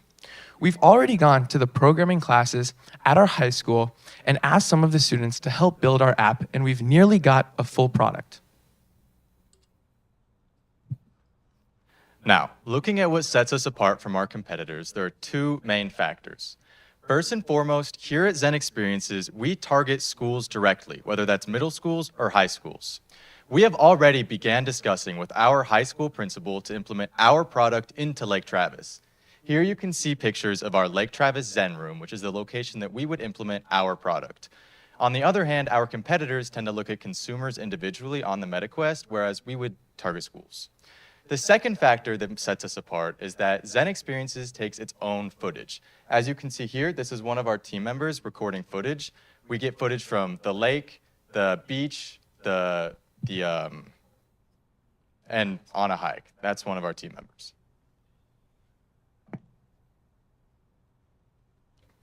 Now, looking at our competition directly, Zen Experiences is much more our competitors are much more meditation focused.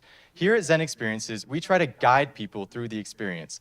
That's why we take footage ourselves. We really want to make people feel like they're in the experience. As you can see, when you look at pricing, Zen Experiences is the most inexpensive of any of our competitors, and we pride ourselves on being both affordable and effective.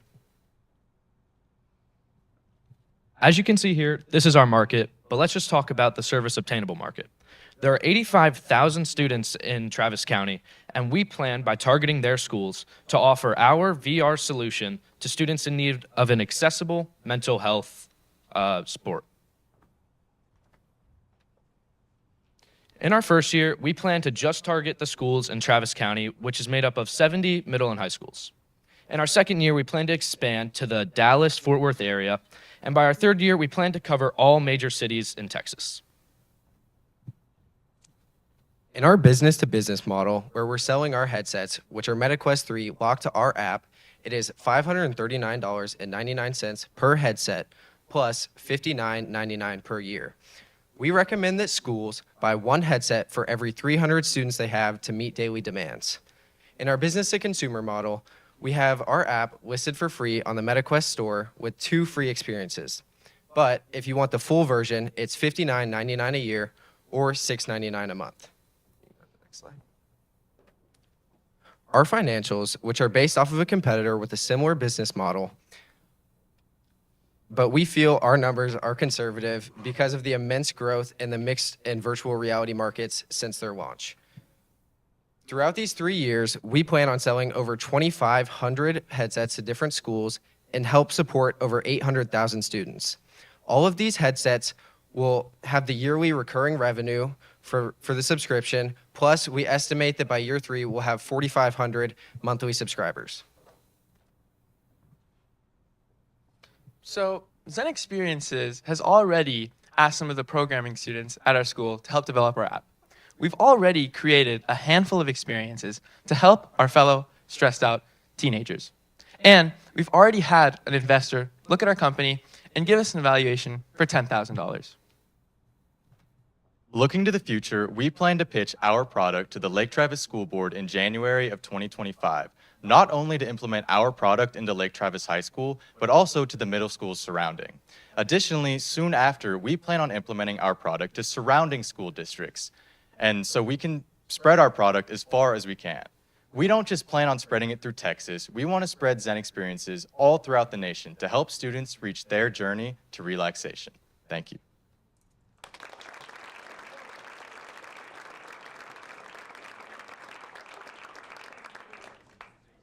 That was an amazing job. I love the PowerPoint. So my question is, that is from Meta, right? Yes. And the app that Zen Experience, right? Have you used it already with it? Like with it? I can answer this. So, as he said earlier, we already have a developer helping with our app, and it's not a fully finished product, so it's not published on the Meta store right now, but we have a testing device where it's uploaded to the MetaQuest 3 on developer mode. The video wasn't loading. Yeah, that's perfectly fine. So my question to you guys is, what's your predictive timeline that you will have this done? Like, if you could tell me right now, by this time, this will be done. I can answer that again.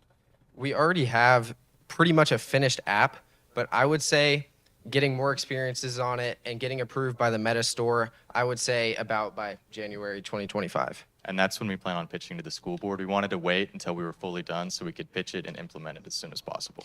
And when you plan to pitch it, you plan to use this PowerPoint or just the product itself? Both. I mean, we talk to the principal and the school board. It's kind of hard to go into the meetings, so we might have them come to us where we can pitch them in a room like at our school. That's awesome. I hope, wish you guys the best.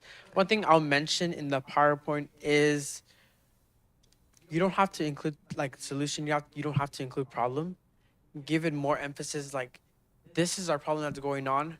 Bam, here's a solution. I don't need to put a solution caption there. Is like, this is our solution in the PowerPoint.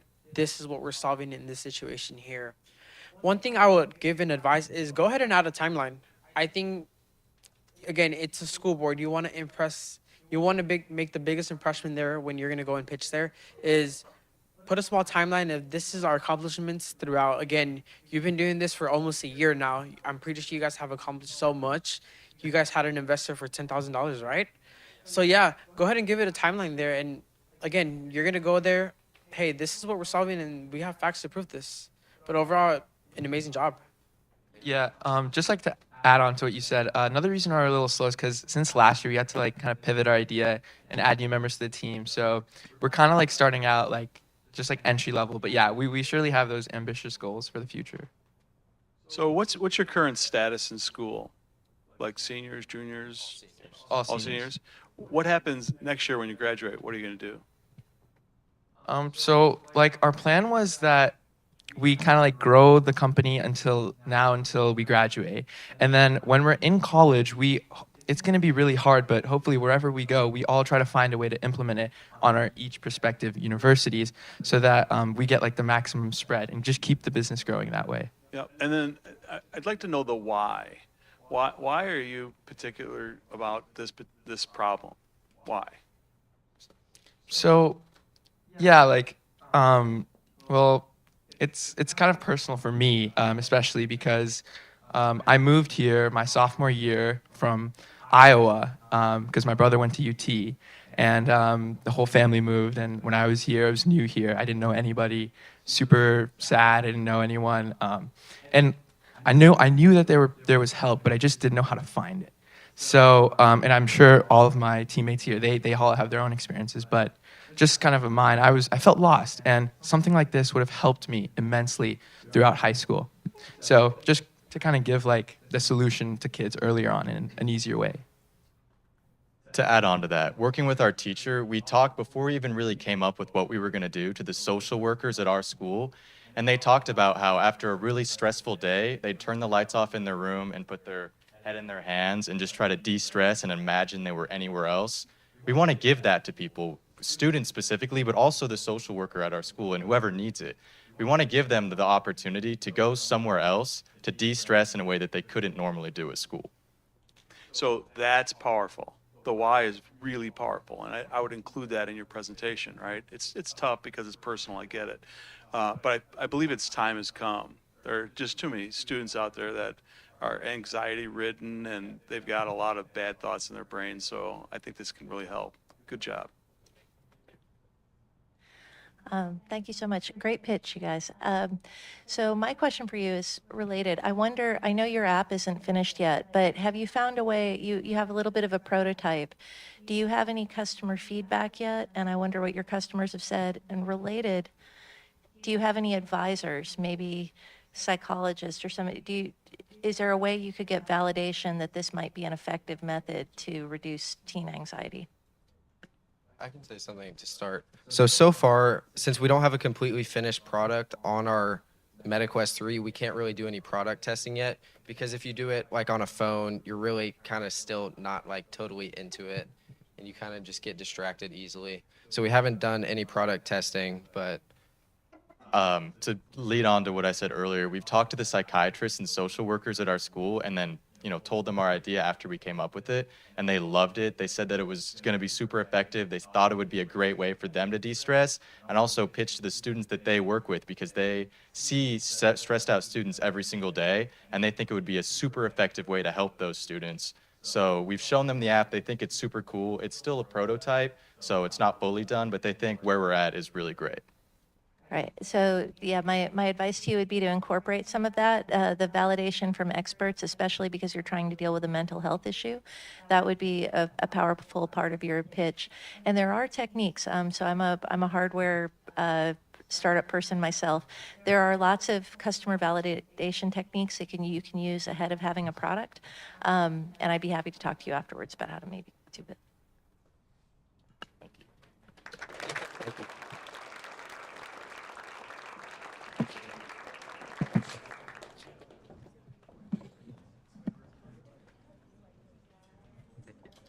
you. Okay. All right, Vandergrift High School. So our next team is from Leander ISD.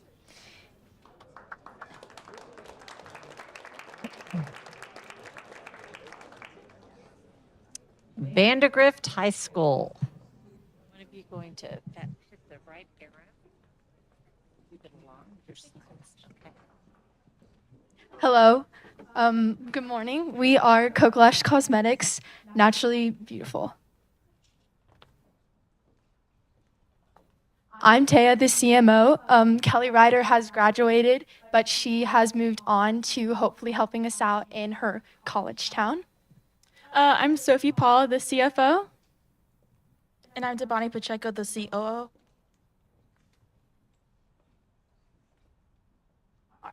Our problem: 7 out of 10 women find natural mascara, and that does not work out for them. Clumpiness in your mascara is unappealing, and it kind of just gives you that lack of confidence. And then you try to fix it. Mixing in additives is very dangerous to your eyes and will lead to dryness in the mascara itself and dryness on your lashes. That is why we come up with Coco Lash. Coco Lash is a coconut-based mascara. Coco Lash does a lot for your lashes. It thickens and fullens them. It provides hydration to your eyelids and the surrounding areas of your eyes. And coconut oil itself, as well with the oils that we add to grow your eyelashes and is used as natural lash growth.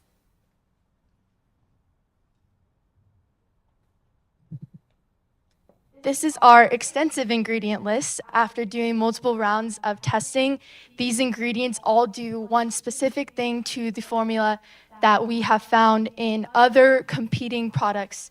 Take all the good ingredients, combine them all together, and give you the most kind of cohesive mascara that does all the good things. Okay, so in the Vandergrift High School, we have around 1,300 females who do wear mascara often and wear makeup, and that's what we're kind of targeting right now. But moving on to the actual Austin population, we have around 300,000 people who do wear mascara. But even going even further, in the state of Texas, we have around 1.5 million people who wear mascara. So mainly our target demographic is like the fashionista, the girl who goes to Sephora like every week, who prioritizes their appearance. So really, us girls, when we put on mascara, we know that our eyelash just like speaks for itself. And then the eco warrior, someone who really cares about the environment and the ingredients that are used, someone who just wants to use that mascara on the go. And then trials, well, first of all, we made tons of batches for mascara, and to find the right consistency. And so we developed a focus group in Vandergrift High School with girls around campus who are willing to try this mascara, and they really helped us out because without them, we wouldn't know how the mascara is from a consumer's point of view. And so these are the major companies. They prioritize mascara anti-clumping and all natural, but really what sets us out is that we're basically the first ever coconut oil based mascara, and that we're making it affordable, basically the same price that you would get at other makeup stores, not some that are organic ones. And so our results from our focus group, everyone came out saying they love the formula. They love how smooth and thin it is. It's not like one of those mascaras that are very thick and very clumpy. no, this one's easy to remove and to use. It's just something that really like makes you feel like, oh my gosh, like this is worth it.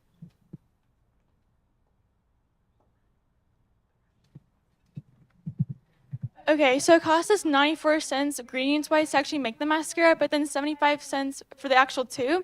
But we're planning to sell it for $16. But we also have another idea where it's more at the travel size, a tinier bottle, which we're going to sell for around $8 for people who want to test the product, who don't really want to spend $16 maybe, or always want to keep trying new mascaras.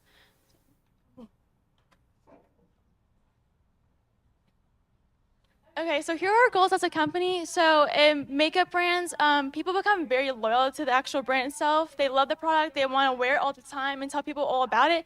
And so you want people to feel confident also while wearing it.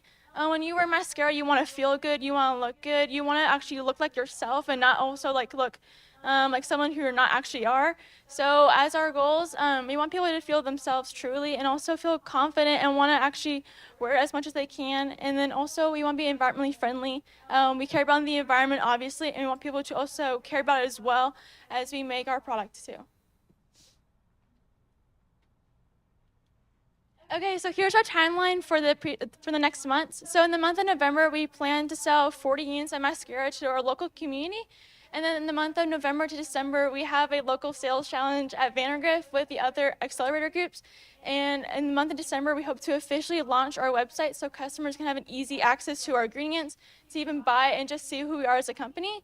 And then the month of January, because we do have another member named Kelly who is gone at Texas Tech, we hope that we can also expand outward to her and so she can grow our company so we can have a bigger outreach. And then in the month of February, we hope to sell over 100 units together. Thank you so much for your time.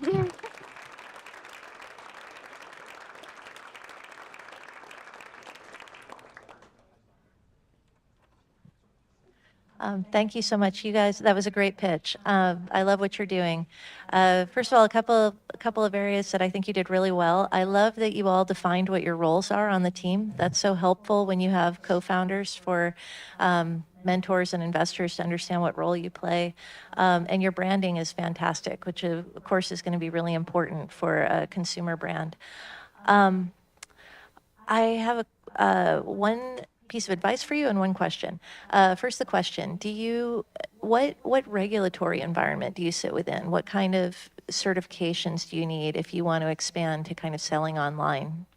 Well, we obviously have the FDA that we have to work with, but currently we're working with the FDA and having a set of requirements. So right now it's not really, we don't have that much trouble to actually sell the product right now. We have people, mentors around the Vandergrift community that are helping us actually find the regulations that we need and the certifications too.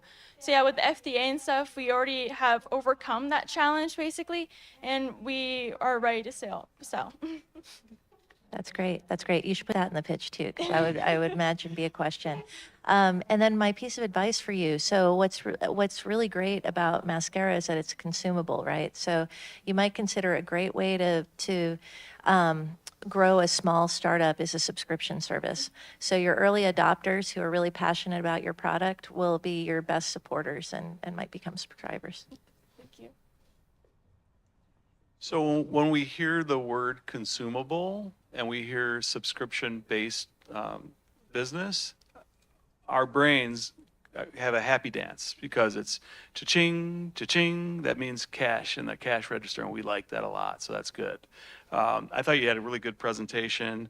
You're selling it for $16 per, I'm not really sure like if that's good or bad. Is that pretty much in line with what other people are selling their product for? There are almost like two categories. There's the drugstore level mascara. Those can sell as low as $7. And then there's those high-end mascaras that have a namesake behind them.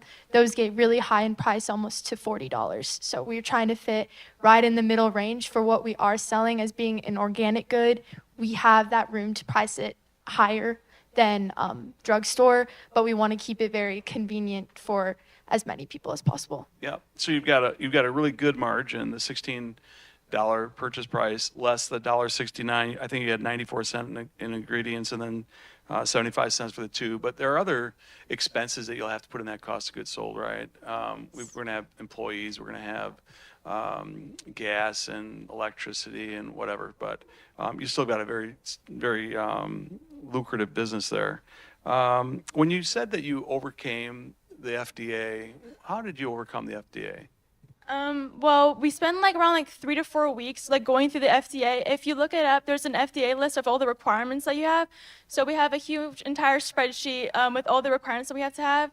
Mostly the biggest problem is with packaging, because there's lots of requirements that you have to have on the packaging for consumers, like the ingredients and stuff.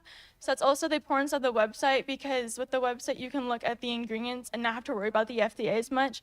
But truly, you don't have to really worry about the actual mascara itself. It's just the packaging. And we have local people in the Vandergrift community, as I said, that are working with us because they also own cosmetic companies. So we're really getting insight and stuff like that. But mostly just the packaging is our FDA problem or requirement, and we're able to overpass that and meet the requirements. Okay, and just the last comment. Typically, we like to see companies utilize their product, and that means you become a product of your product. So you're using it on a daily basis, or how often you want to use it, right? And then you're able to speak from using it. Are you using it now? Are you? And during our incubator year, we had it on our lashes mostly all the time. And then as our last member graduated, we kind of lost that formula with her, and we're trying to rebuild it through our accelerator year, and it's going super well. We are about to put it out again to the public, and we've worn it on our eyes multiple times since then. So it is a usable product that we like. I like it, yeah. I do want to add, I loved when you include the ingredients. That transparency, that really caught my eye, because it's like, okay, I know what's in there already. Another thing I want to encourage you is, so you know how you make your product, right? Have you guys ever made like a label yet? We haven't really made the label yet right now because we also just rebranded, so we have to really make a new label for that as well. But last year we used a Cricut machine, if y'all know what that is, and we made our packages that way. But right now we're also working, as I said, on the actual packages, like the cardboard box. So not right now, but we also did just rebrand like our logo and stuff, so we have to rework what we did last year. Okay, perfect.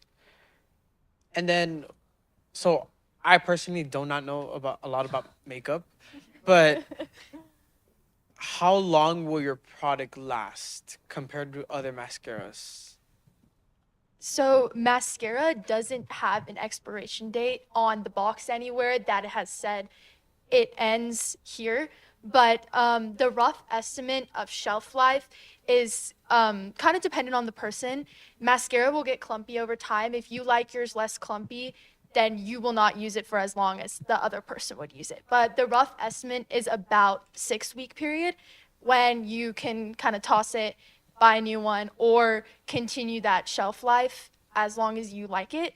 But it does become dangerous at some point, but obviously our product, we will not like suggest that dangerous point of expiration. I would say also emphasize a lot about the organics and stuff you mentioned. I know, like, for example, for skincare, there's so many skincare lines. There's that affordable from the drugstores, and there's those super expensive ones from Ultra, from Sephora, and how like they emphasize the organic stuff, the cruelty-free, emphasizing all of that. I think that's a huge important part within the makeup industry, the skincare industry right now. You see a lot of that's growing. Hey, this is cruelty-free. This is organic-free. The people who are using these makeup companies, I would say it's a very good. Try to push yourself more for this, because again, you already made money for this. Now it's just time, hey, let's bounce back and let's see what more investors we can get to make our product go bigger. But overall, it was amazing. Thank you, guys.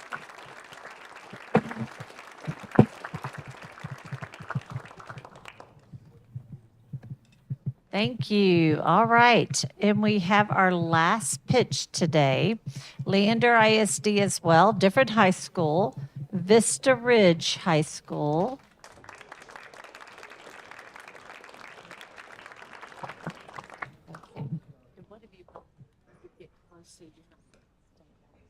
Yeah. Awesome. Thank you so much. Great. Whenever you want to start, Lania. Hello, good morning. Did you guys know that 61% of Americans struggle choosing an outfit daily? And that's not all. 74% of people have admitted to having clothes in their closet that they never even wear, leaving valuable closet space wasted. These surprising statistics show how overwhelming it can be to choose the perfect outfit. Hello, my name's Kaylee and I'm the CEO. Hello, my name is Ananya and I'm the CMO. And our CFO, or sadly, cannot join us today because he is sick. My name is Kane and I'm the CTO. My name is Natalia and I'm the COO. And we are Wearable. The problem which prompted the creation of Wearable is indecisiveness when choosing an outfit, lack of time management when stressed trying to find something to wear, lack of confidence in overwearing outfits. Now that we've introduced these issues, I would like to introduce our demo. Starting with the first 3 wireframes, I would like to highlight our OOTD feature, which is short for Outfit of the Day. This feature prompts users with a notification each morning to post what they're wearing, keeping them engaged and encouraging daily use of Wearable. Now onto the social media features. Wearable has 2 different social media features that I'd like to highlight, which include the Friends Fits, which lets users interact with their friends online by leaving comments, suggestions, as well as liking and dislikes on their friends' outfits, as well as participating in outfit polls where users can post 2 outfits that they're struggling to pick between, and then their friends can leave suggestions for them so they can ultimately make a choice. Additionally, I would like to highlight our marketplace where users can buy and sell clothing items and accessories, as well as have a wish list feature where they can save items for later purchase, as well as for their friends and family to purchase gifts for them. Lastly, I would like to highlight our AI outfit generation feature. This process begins with the user uploading pictures from their closet of their individual clothing pieces and accessories, which our AI takes in, as well as their personalization inputs to make personalized outfits specifically for that user, which they can then view in the outfit viewer, which is made from augmented reality. So for our business model, we have 2 tiers. We have a free tier and we have a premium tier. With our premium tier, we have 3 individual subscription types. One is a 1-month subscription, which is $4.99 per month. For a 3-month subscription, it is $12.99 every 3 months. And for our annual subscription, it is $44.99. The thing that sets the premium subscription apart is our in-app viewing and our unlimited outfit generation. With the marketplace revenue, per sale, we will take 15% of transaction fees for listing it on our marketplace and a 3% credit card processing fee. Now I would like to represent our market sizing for our subscription revenue. Our total addressable market is going to be females and males ages 15 to 55 within the United States who own a smartphone. Our serviceable addressable market is the same thing, just in Texas. And then our market share after 1 year is going to be $91,300 or 0.1%. Moving on to our competition, Wearable has 6 direct competitors that we have thoroughly researched, and our unique value proposition that sets us apart from them are going to be our OOTD feature, our outfit polls, as well as our outfit viewer, which sets us apart. For customer acquisition, we will be connecting with influencers, pop-up events with live demos of our app, and also marketing campaigns via Google, TikTok, Instagram, etc. We've connected with 2 influencers, Morgan McGuire and Vera, to help spread the word out about Wearable. Their reach and influence in the fashion industry will help us build excitement around the app and connect with potential customers. We have taken an important step forward by connecting with a developer through Upwork who is prepared to develop our app for us. She has given us a quote of $20,000 for developing a beta version of our app. And so far, we have initiated a GoFundMe campaign through which we've raised $350. And in addition to that, we were awarded $1,000 for winning first place at our INCubatoredu final pitch night at our school. Thank you so much for listening to our pitch. We are welcome to your feedback and as well as any questions you may have.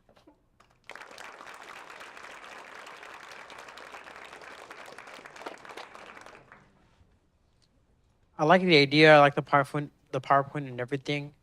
One thing I would mention is in that outfit generator where you put limited. Personally, I would put it there already. Do you want to do 3? Do you want to do 5? Do you want to do 10? Like, for example, I don't like those photography apps that you get like those templates. You know how they have a limited of 3, limited of 5, or limited of 10? I think have that ready to say like limited, no more than 3, and that's it. No more than 5, that's it. Or no more than 10. I think 10 might be a lot already. But it's like, hey, you're done with your free ones, come and get a subscription. It's only $5. That's very affordable in my opinion, and I think that's an amazing idea. I also liked when you mentioned about the influencers getting in contact with them. Was it like through a phone call, or was it through an email or messages? How was that? Yeah, so for our influencers, I personally know both of them, and I have reached out to them as well as like a payment plan that we could potentially do once we do get the app developed. But yeah, that's how we got in contact with them originally. I think an amazing thing you could probably do is do a video with them or something like that of you meeting with them, and I think that shows a lot more. Hey, we met with this person. Look at the review that she left for us, for other people to see that, hey, this can become a reality, which it is, but it's like, let's push it more. You get me? Yeah. But overall, it's very good. I like it. Absolutely, thank you. Okay, a couple things. One is you're going to utilize the outfits that I possibly have in my closet. Is that correct? Yes. So I'll take pictures of those outfits, and then you'll have some sort of an AI generator that's going to generate which clothing to put together so that I can wear it on a particular event or a particular day. Yes, that's going to be the personalization inputs that you put in before you generate those results. Okay. Does the developer, the person that's writing your code, the $20,000 person, does that person draft or write the AI code? Who's doing that?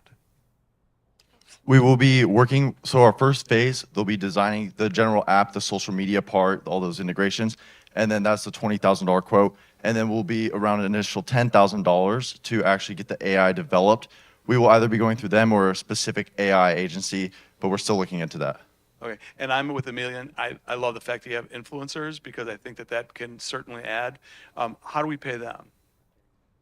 We'll pay them percentage fees or percentage, and also we could do a per video payment too.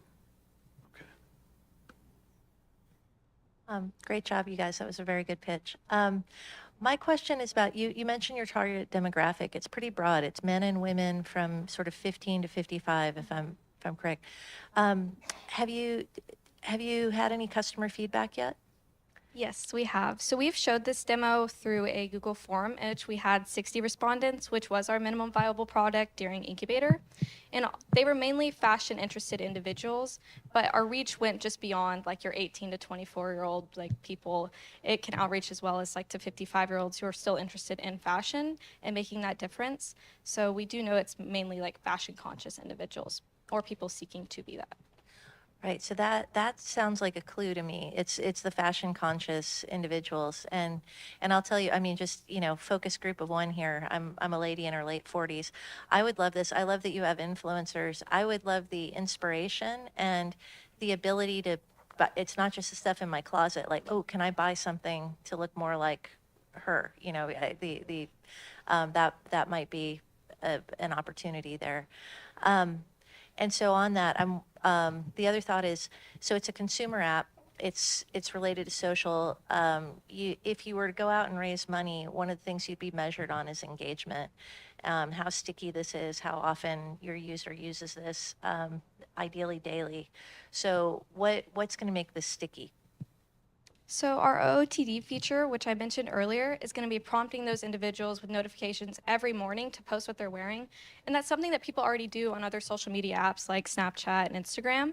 And so we know that's going to be an incentive already without the outfit generation and stuff like that, as well as interacting with your friends and the outfit polls, because whenever you can't pick between two outfits, you're already texting your friends and you're asking them, which one should I choose between? Well, you can do that through our app and not having to go to your messages. It's all in one place for them to go to. Thank you. Thank you. Thank you.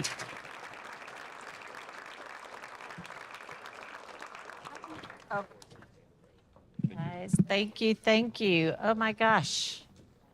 Wow. Well, first, we've had 4 brave teams stand up here and give their pitch for feedback. And I want to, if y'all give a round of applause for these 4 brave teams.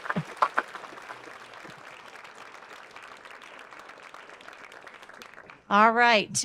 We thank you guys for coming. Dr. Kuzel, come on up as well. Michelle, we appreciate you coming and providing the teachers, bringing your students and providing this experience. I'm going to ask Michelle to add some words too. Absolutely. Thank you all for coming. Thank you for inviting me into Austin, into Texas. As many of you know, I'm from the Chicago area, and I love the opportunity to get into your schools yesterday, hear you today. For those of you that got on the stage, thank you. That was tough, right? Let's give them one more round of applause for those that had that courage. Every single person you talk to is going to have a different idea about your business, depending on what day you even talk to them on, right? And so I want you guys to keep talking to each other. You have a room full of people that are excited about entrepreneurship. Keep that passion, keep each other close, and help each other out. Lift as you climb and go change the world. You guys are our future, so thank you. Okay. And once again, thank you to our panel for giving feedback, for being here today. We really appreciate it. And I would like to end with a group selfie. I'm not great about this, but we're going to try to take a group selfie here.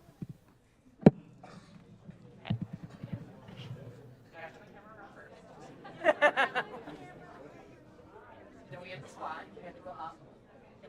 right, you guys ready? 1, 2, 3. There you go. Thank you all. Awesome. Thank you. I know Capital Factory has offered to do 4 small group tours, I believe 10 each. And if you are interested, we'll meet in a few minutes after we clear out in the back. If you want to come take pictures with your students, each high school, come on up with Capital Factory logo back up here. Thank you, guys.